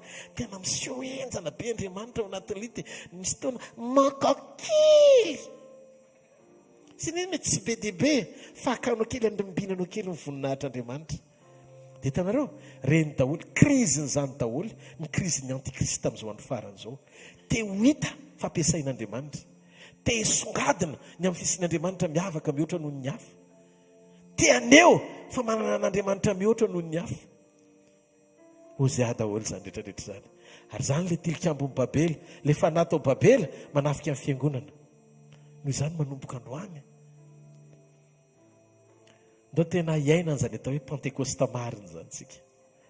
Ny Pentecosta marina tena le union teo ambonyrihana ho an'ny mpanompon'andriamanitra rehetra sy ny mpiara-manompo rehetra sy ny mpiara-mivavaka rehetra sy ny kristianina rehetra miandry ianao amin'izay pentekosta marina izay eto Madagasikara Jesosy ho levona daholo reo karazana endrika fisongadinana manokana ao am-po fakafizana ny fampiasan'Andriamanitra anao mba hahafahany zao tontolo zao mahita fa misy olona eto Madagasikara tsy mila hita akory hoe misy olona eto Madagasikara fa ny mila hita eto Madagasikara misy Jesosy velona be zay tsy hita maso fa manapaka sy manjaka amin'ny zavatra rehetra eto Madagasikara sy manenana zao tontolo zao. Amen. Izy ny tompony zavatra rehetra tsangan'ny tananao. Izy ny tompony zavatra rehetra, izy ny mahefa ny zavatra rehetra, izy reriny teo amin'ny hazo fijaliana, izy ny fantsihana ho ahy, izy maty ho ahy, izy mpamonjika afereny Jesosy avy amin'ny Nazareta dia hafa mafeo an'Andriamanitra. Haleloia. Nampiasainy Isaia nitranga le izy na izy ara zany tsy tetsony dia variana hoe ino tokoa ka Virjiny niteraka zazalahy dia mora ho an'i Jesosy ny namantatra ny tenany. Nanontany mamany izy, maman, za ve nateraka papa? Tsy anaka. Virjina mibevoka anao dia teraka ianao. Ay, dia nanontany teo tsy mitanàny Jesosy, nareo ve misy teraka Virjiny mamanareo dia teraka dia mezan'ny olona rehetrarehetra izy. Dia nijoro amin'izay izy, ary za le voalazan'ny Isaia. Dia nanomboka nanaraka ny parcourny amin'izay Jesosy sy nampifamatotra ny fiainany iray manontolo tamin'izay voasoratra ho azy. Dia hozy izy, tonga anatanteraka an'izay voasoratra ho ahy atao anaty noronam-boky. Dia sokafa ny boky dia noroany. Dia hozy izy, atao amiko ny fanahin'i Jehovah fa niraka hitoroteny somafala ao malahelo izy. Wow! Dia rehefa ianao miaina ao amin'izay zavatra ilan'Andriamanitra anao dia mahazo aina ny fiainam-panahinao. Renao mihitsy hoe neny Jesosy tena hitanao hoe voaombo hatrany amin'ny hazo fijaliana izy, fa tsy hitanao zany eny amin'ny endrika Jesosy hoe tena oro be izy raha tsy nihinan-kanina kanefa tompony zavatra rehetra. Dia azonareo raha maproblema no tonga dia mahavesatra be eo amin'ny nofo rehefa tsy tanteraka ny filan'ity nofo ity ka mahatonga anao mitabataba satria ohatrany mbola tsy nomen'Andriamanitra anao izay valon'ny tokony ho anao nandritry ny 3 taona monja. Dia efa manomboka menimenina ianao satria kristianina ara-nofo ianao. Fa ny kristianina ara-panahy dia zao mananantoka sy fitsikiana rehefa eo an-tana ny fiainana. Zay eo an-tanan'Andriamanitra ny fiainanao. Dia renao mihitsy hoe tsy mavesatra be zany ianao na mafy arany ny ataky. Tsy mety vaky zany ny sambo. Amen sa tsy amen? Manomboka miramirana ianao vao maraina ny andro. Atoandro ny andro misiosioka ianao. Mafy ny ato fa tsy hitasotra eny amin'ny endrika eo mihitsy hoe ary mbola mime any izy nefa raha mifahitako azy efa ratsiratsy ihany izy. Ny hafa mahitanao ratsiratsy fa ianao mahita ny fiainanao mety satria renao omponao feo an-tanan'Andriamanitra no avinao. Io ny fois tena mametraka eo am-pelantanan'i Jesosy sika omeo voninahitra fotsiny izy. Halleluja. Tsy nahafoanany tsy nazanak'Andriamanitra azy any na terahany tao an-tranomby. Ataoko ny tranomby mbola ho zaraiko rapitso izay. Amen. Tranomby ny nahaterahany fa ny sinita eny an-danitra kitana no vakiny magy fa misy teraka hafahafa ao amin'izay toerana. Tsy dia zarizary misy azy miporofon'Andriamanitra fa ny valeranao tsy miankina amin'izay toerana misy ianao androany fa miankina amin'ny fanananao an' Jesosy velona ao anatinao. Krismasy izao sokafo ny fotsika tsy maninona mety nitady akoho manerana ny tanàna ianao fa tsy nahita tsony. Menareo. Halleluja. Fa tonga tato anaty trano ianao nandre teny fiainana mampahery ianao. Tsy fatiantoko ho anao zomariva. Amen. Ary za mino fa be dia be no vangin'Andriamanitra isaky ny zomariva. Andeha hitady an'i Jesosy aho. Andeha hiaino ny tenin'Andriamanitra aho. Ho esor'Andriamanitra mivesatra. Esor'Andriamanitra ny fahakamoana. Esor'Andriamanitra ny fanaovantsika tsy lahara-pahamehana ny fanatrehan'Andriamanitra. Satria ny fivoriam-bavaka ohatr'izao tena izaran'Andriamanitra zavatra hafa mihitsiny. Tena mitsotra aminareo fa hafa ny raisin'ny olona rehefa hoe miaino any an-trano izy tena mitovy ihany.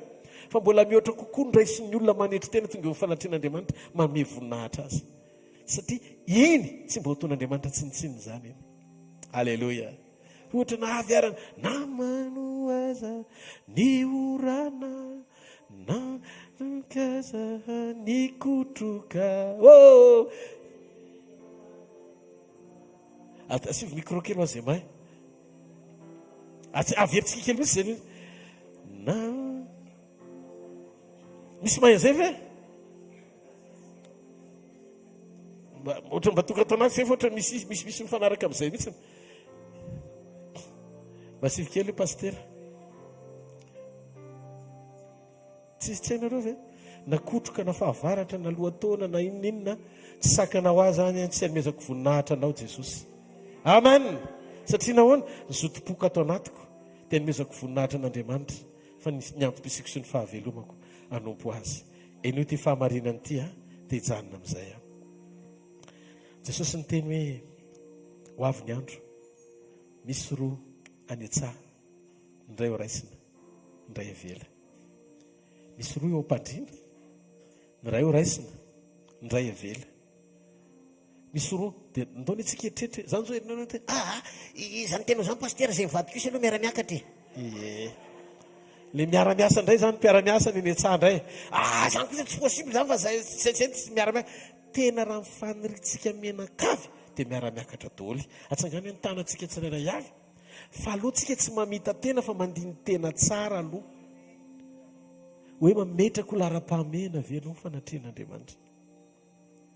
Tena momponao kosa mandeha amin'izay le avinavina hitanao rokay zanao koa tsy midika hoe tsy tonga zomariva dia midika hoe tsy hoe iny hoe fotsiny loha. Rehefa tena momponao Andriamanitra dia zaranao raha misy fotoana ionana aminy. Zany ny atao hafanany fitiavana voalohany. Zany ny fiangonana hoe very fitiavana voalohany. Rehefa tena tianao ndany ianareo mivady taminareo mbola vao mifamofo vao mandeha misy haisylao tianao aoreo fa izy ndriso ao izy ndriso ki malala zany tony mandeha daholo dia teny rehetrarehetra zany dia mandeha satria nahoana ao le fitiavana. Aiza izy mifanontany zara raha misy fotoana ionana zany ny atao hoe hafanany fitiavana. Teo trizay mihitsy ny fanoharanao min Jesosy fa tsika fiangonana ampakariny fofombady eo anaminy. Zao moa ny zavatra nitenen'ny Tompo. Mety 15 taona no misara toerana mpifankatia anankiroa. Ny ray ny velany, ny ray eto toerana. Tery zareo talohan'ny alana mifampivoady mihitsy ao anatin'ny 15 taona Andriamanitra tirizy ny fitiavana azy. Lasa amin'izay ny sara toerana. 15 taona. Nandeha 10 taona.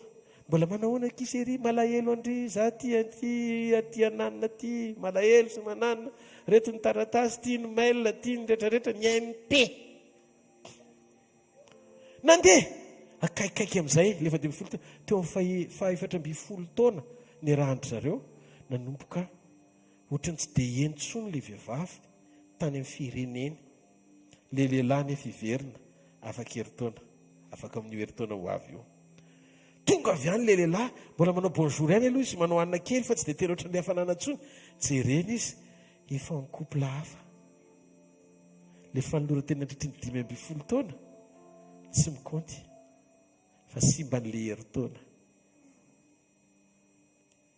le union sy le communion ary le relation atsangany tsara ny tanan'izay mia ho avy Jesosy tsy hoe ely izy dia apakatra ny fiangonany. Ary zany fotoana zany ny fotoana tokony fantohan'ny fiangonana. Zay tsy ampidina ny vision-anao hijery ny sarotry ny zava-misy eto ambony tany.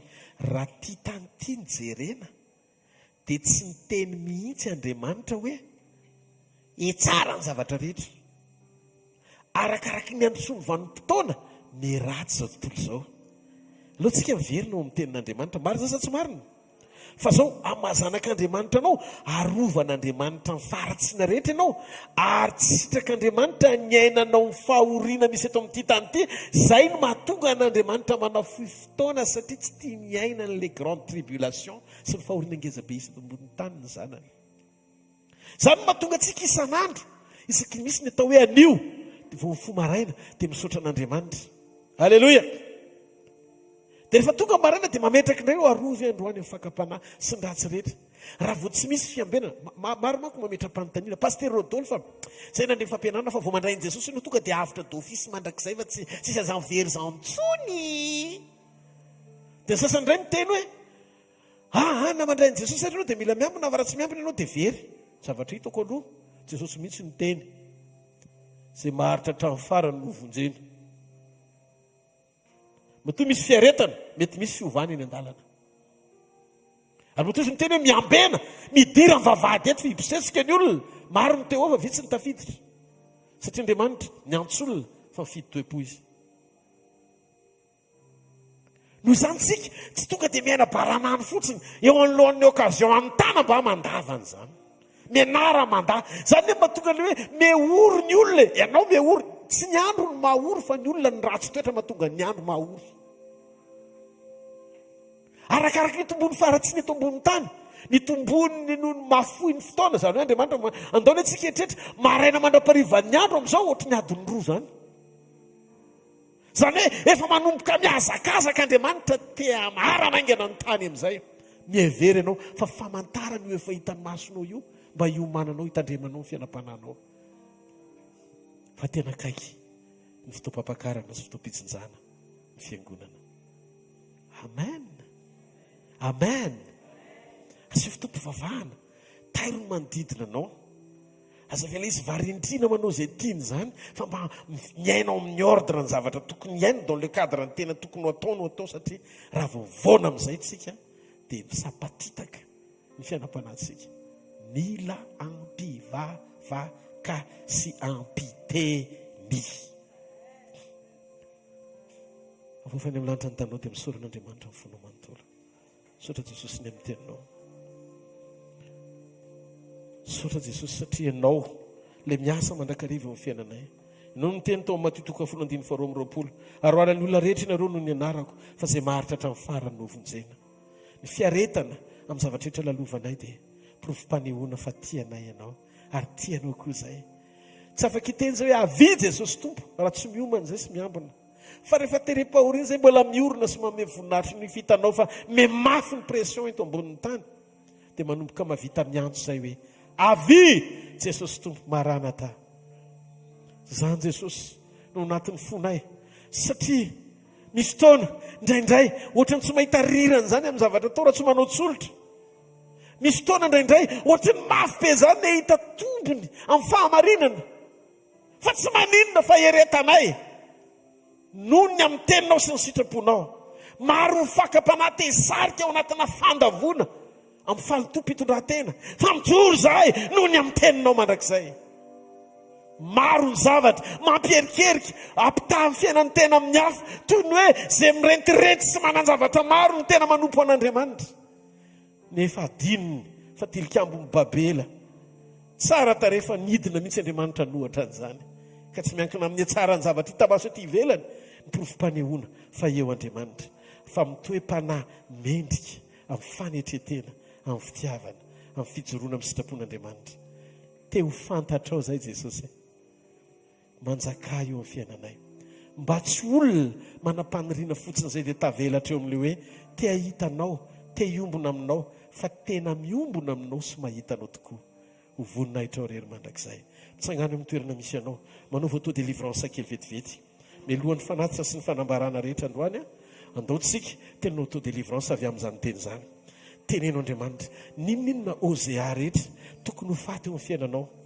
na mitoetranao ao anaty zany na amin'ny zavatra tokony hoe sorona indraindray tonga ny teny tena mitsotra aminareo fa indraindray tsika tsy mahazaka tenim-pahamarinana mandeha le tenim-pahamarinana dia etrerentsika pastera manisy atsika aza atao an'izany fa tsy fantatry ny fiainanao zalo ny joloko vavolombelona teo ary eto Andriamanitra ny vavolombelona na sy ny tompo tamin'le teny dia nafahany dia rehefa afaka avo mitory aminao hoe zay koa ny tiako iasan'Andriamanitra ao anatinao amen angatao Andriamanitra reo karazana OZA tsy izy rehetra manakana anao tsy azo aina sy ny fanatrianao tsy azo ainao amin'ny fiainako raha vakotra any amin'ny anaran'i Jesosy manaova auto délivrance amin'ny anaran'i Jesosy avy any Nazareta raha io ny anaran'i Jesosy Kristy avy any Nazareta vavaka amin'izao fotoana izao Andriamanitra vavaka Andriamanitra amin'izao fotoana izao aoka hiaisotra tsy anaketsana mpafany ao amin'ny fiainako ho faty ao amin'ny tenako ao sy ny fiainako ao zay ozea tsy izy rehetra manakana ny visionko tsy tena hisokatra hibanjina anao ninninona fitiavana laza fitiavana voninahitra fitiavana isehoseho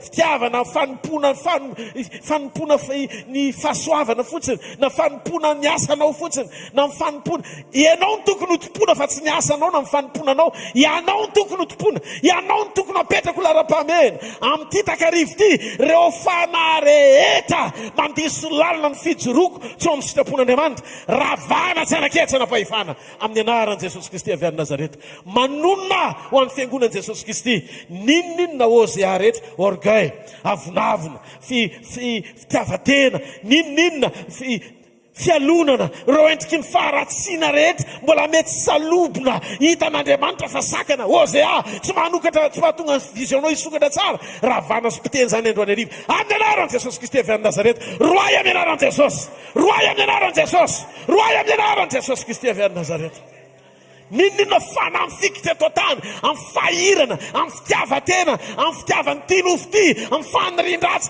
miala amin'ny anaran'i Jesosy tsy fijoroana ho an'Andriamanitra ny fanahy tsy fijoroana ho an'Andriamanitra raha vao amin'ny anaran'i Jesosy Kristy avy any Nazareta mandidy koa ny fanahy ratsy rehetra zay miposede olona tonga eto androany mandidy amin'ny anaran'i Jesosy mandidy amin'ny anaran'i Jesosy miala tsy manaketsy manam-pafana ao anatin'ny zanak'Andriamanitra zany aoka iseho eto ny voninahitr'Andriamanitra aoko delivre ny zanak'Andriamanitra amin'ny anara mahery Jesosy Kristy avy any Nazareta amen. Andao tsika tia tanina mafy be ho an'Andriamanitra andraitsika ny filazana sy ny fanatitra. Alleluia. Miaravantsika amin'ny anaran'i Jesosy. Alleluia. Tsara Andriamanitra. Natateraka ny fanatitra fa volo-karena sakrifisy. Sy izay ny fonao mihitsy raha ny tena marina ny tadiavin'ny tompo androany. Profoy amin'Andriamanitra fa lasa ny fonao. Amen. Amen zany sa tsy amen. Ny amin'ny foko tazomiko fa hoentiko mody.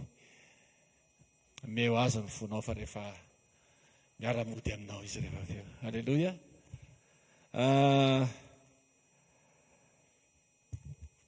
Fotoanantsika raha-pitso eto ny fotoanantsika amin'ny fitora maraina. Fandraisana ny fanasan'ny tompo dia miaraka etontsika. Rehefa vita ny eto zay nanomana ho amin'ny krismasy mahagaga zay atao eny amin'ny espasy relation eny bypass dia tanterahana raha-pitso ariva indray amin'ny ray ora. Alleluia. Zay efa nanao réservation rehetra dia efa vahoomana ao ny billet rehefa mandovoly ianao na raha-pitso raha tsy maninona. 2 isan'ny billet ao. Nefa raha ohatra anao ka minegosy amin'ny tompo tsy fantatra. Tain'i Jesosy tsika 2 dia nareo vaty sa iza sisa tsy fantatra. Fa raha-pitso fotoana. Raha-pitso fotoanantsika raha-pitso ariva amin'ny ray any amin'ny espace relation eny amin'ny bypass ny fotoanantsika raha mipitso. Ny amin'ny herinandro kosa eny amin'ny mitohy foana ny fotoanantsika tsy manao vacances, tsy manao vacances de fin d'année ny sekoly. Fa mitohy foana latsinainy talata larobia etsy amin'ny super-U Analakely 2e étage. Latsinainy sekoly mpamahana olana talata sekoly mpanasitrarana ny alarobia sekoly nytokantrano sy fanambiana toetra. Dia etsy amin'ny super-U Analakely fotoanantsika 2e étage ary koa ny fotoana amin'ny herin'ny androany amin'ny 4 dia etotsika miaraka eto sy ny sabotsy. Ny amin'ny sabotsy heriny misy an'ilay amin'ny 29 décembre iarahana amin'ny tarika Verana Efson dia tanterahana etsy amin'ny Palais des Sports, Petit Palais, amin'ny Palais des Sports dia misy invitation ty amiko ty zay mila. Dia raha ohatra ka mbola mila ianao amin'ny herinandro tapa-kevitra dia eo amin'ny sekoly manatona an'ireo vidéaste reto namana tanora reto dia any amin'izareo misy an'ilay invitation. Nen'ny pasteur sa manokana dia manatona ny pasteur Verana Efson fa misy invitation manokana ho an'ny pasteur sa voninahitr'Andriamanitra zany rehetra zany dia samitsika eo foana araka ny telen'ny mpanompon'Andriamanitra hafa mihitsy le présent. Hafa mihitsy le zazao androany mba présent zoma dia sorana ny tompo fa miazaka za mitady any tompo. Taotsika hitsangana isotra ny tompo. Dia injiro ty aloha anarany tananao. Ray amin'ny anaran'i Jesosy. Misotranao zay fa amin'ny fotoana rehetra dia vonona foana ianao. Amin'ny fotoana rehetra dia miteny foana ianao. Ary amin'ny fotoana rehetra dia miandry anay foana ianao. Misotra tompo. Makasitraka anao zay ny amin'ny teny. Makasitraka anao ihany koa ny amin'ny fahamarinana momba amin'ny fanatitra. Dia tanterahanay zany androany satria fantatray fa ianao Andriamanitra tsy mahafoy anay zany. Andriamanitra mitahanay foana ianao, ninona zay mety mitranga, fitahiana foana ny anarany. Satria izay ianao, tsy misy ankoatran'izay ianao Andriamanitra. Da io zay nanatanteraka an'izany, zay tsy afaka nanatanteraka kosa androany. Ianao hikasika manokana amin'ny fiainany. Fantatrao ny ao am-pony mitady anao izy, mila anao izy ka sio izy Andriamanitra. Dia misaotra ray amin'ny anara-mairin'i Jesosy ny anaovana izy any vavaka izany. Amen dia amen. Andao tsika hitehaka mafy voninahitra Andriamanitra. Halleluja. Alleluia. Ndao ity tanana mafy eo an' Jesosy. Azadino ny zanakitsika rehetra atao trano isaky ny misy hoe mba hetsika ataondry zareo ny fanompony dia andao mifanotrona foana. Raha eto ianao amin'ny 29 io dia miara-manotry ntsika miverona Ifson. Amen. Any amin'izay toerana mety hoe mba hanaovany an'izany. Io ihany koa moa Bodikely sy ry Nicold izay miaraka amin'ny pasteur Njiva. Eo ihany koa misy Mazava miaraka amin'ny pasteur Rado. Reo sampana sy rantsa mangaika rehetra tena hoe zanak'Andriamanitra atao anatin'ny asa fanompona sy ministera manokana koa izay tonan'Andriamanitra ireo mpanompon'Andriamanitra tsirairay avy ireo dia mifanotry ntsika tsy noho ny hoe ahoana le izy fa le fahasoavana mihitsiny azotsika raisina amin'ny alalan'ny fampiasan'Andriamanitra an'ireo mpanompon'Andriamanitra tsirairay avy ireo. Andao tsika ity tanana mafy be ho an'ny tompo. Amin'ny 29 zao zany azadino miaraka amin'ny verona Ifson ao amin'ny Petit Palais. Amin'ny firy mola izy pasteur? Amin'ny telo. Amin'ny telo raha ariva tsy diso. Amin'ny firy hoe? Amin'ny telo. 29 fotoana io iarahana amin'ny pasteur Vero Ranaifson. Avofany amin'ny lanitra ny tanao dia ndao tsika isotra n'Andriamanitra mifotsika manontolo. Makasitraka anao zay Jesosy ny amin'ny fotoana androany. Tena misotra fa teo amin'ny fiainanay foana ianao. Misotra fa zay manaiky ho hirakao. Le hoe hirakao dia manaiky tanteraka hitondra ny zavatra saina hoentina. Tsy misy zavatra nampinay na nalanay na mitoeponay sy ny ao anatinay fa dia mandeha ohatry ny mandeha anjambany kely zany miaraka aminao satria mahalala fa ianao ny tompony hiraka, ianao ny tompony fahefana, ianao ny tompony teny. Porfoy ara-fanirahanao zay androany. Ninona tompo zavatra rehetra mety eo am-pony reto vahoakanao reto. Tena mangetaetanao izy matotongeto. Mety tsy moro zany tonga zomarivo zany amin'izao satria akaiky fety ny andro. Fa izy nanaoko sakrifisy tongeto hitady ianao, iombona aminao, iray amin'ny teninao. Mangataka Jesosy oka ny fanahy fampahita-pity avy aminao hiasa mahery eo amin'ny fiainany. Raha manana olana izy atrehanao tokantrano, fantatro fa vahaolana ianao. Ninona karazana aizina rehetra vakiny eo amin'ny fiainany, fantatro fa ianao ny fahazavana. Ninona sakana rehetra eo anoloany na ranomasina mena aza vitanao nanokatra azy. Miangavy a Jesosy aoka amin'ity takarivo ity ny fanasitrananao, ny fanafahanao, ny vahaolana avy aminao. Miangavy ambatovy eo mpanomponao zany.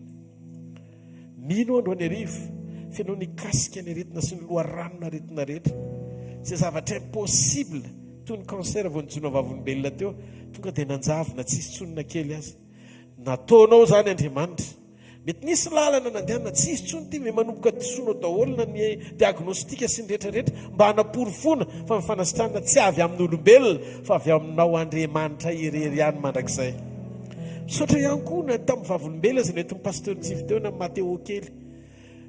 Tena tonga dia nasehonao Andriamanitra fa ianao le tena miasa eo amin'ny fiainany. Telo volana lasa nitoy mandrakandroany nitehirizinao ny fiainany, nitehirizinao momba anazy satria ianao Mateo Jesosy manana programa tsy vita eo amin'ny fiainany ianao ary tsisy arombaka azy amin'ny tananao mandrakizay.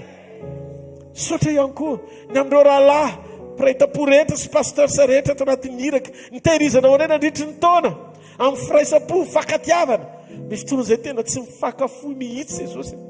Satry foana hifankahita isan'andro tak zany ko ny mpiara-mivavaka rehetra fandray am-po akorinao ato amin'ity irak'ity Andriamanitra so nivo ny fiangonanao rehetra ny alehibe ny fitiavanao dia le fitiavana tena izy authentique tsy misy fiatsaram-belatsy tiako hikorina ny afinao ameno anay sy andoro sy zavatra tsy nambolenao eo amin'ny fiainanay androany arivo vanim-potoana zao iambenanay na inona na inona ny taona mety farana ny taona manomboka fa tsy mampiova ny vanim-potoana zany mitoy foana isan'andro isan'andro ny atao hoe fiainana miaraka aminao dia aoka ianao l'Andriamanitra mandrakizay no hiasa mahery ho fiainan zanakao tsirairay avy taio reo Jesosy atao feno ny fiadananao reo atao feno ny fitsaharanao reo atao mahita ny fahalebiazan'ny herinao ampahitao fitizy Andriamanitra mehoery izy alalany fa ny hery avy aminao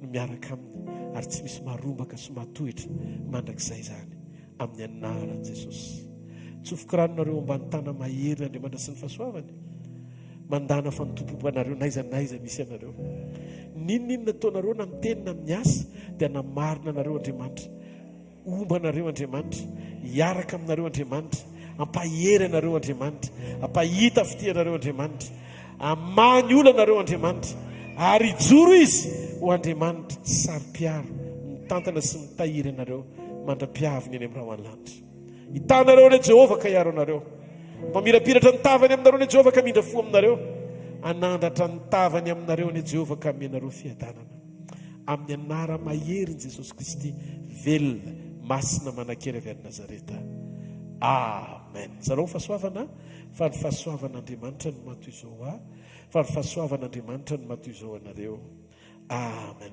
Asa dino fotoana antsika raha-pitsy maraina amin'ny fito fotoana spesiala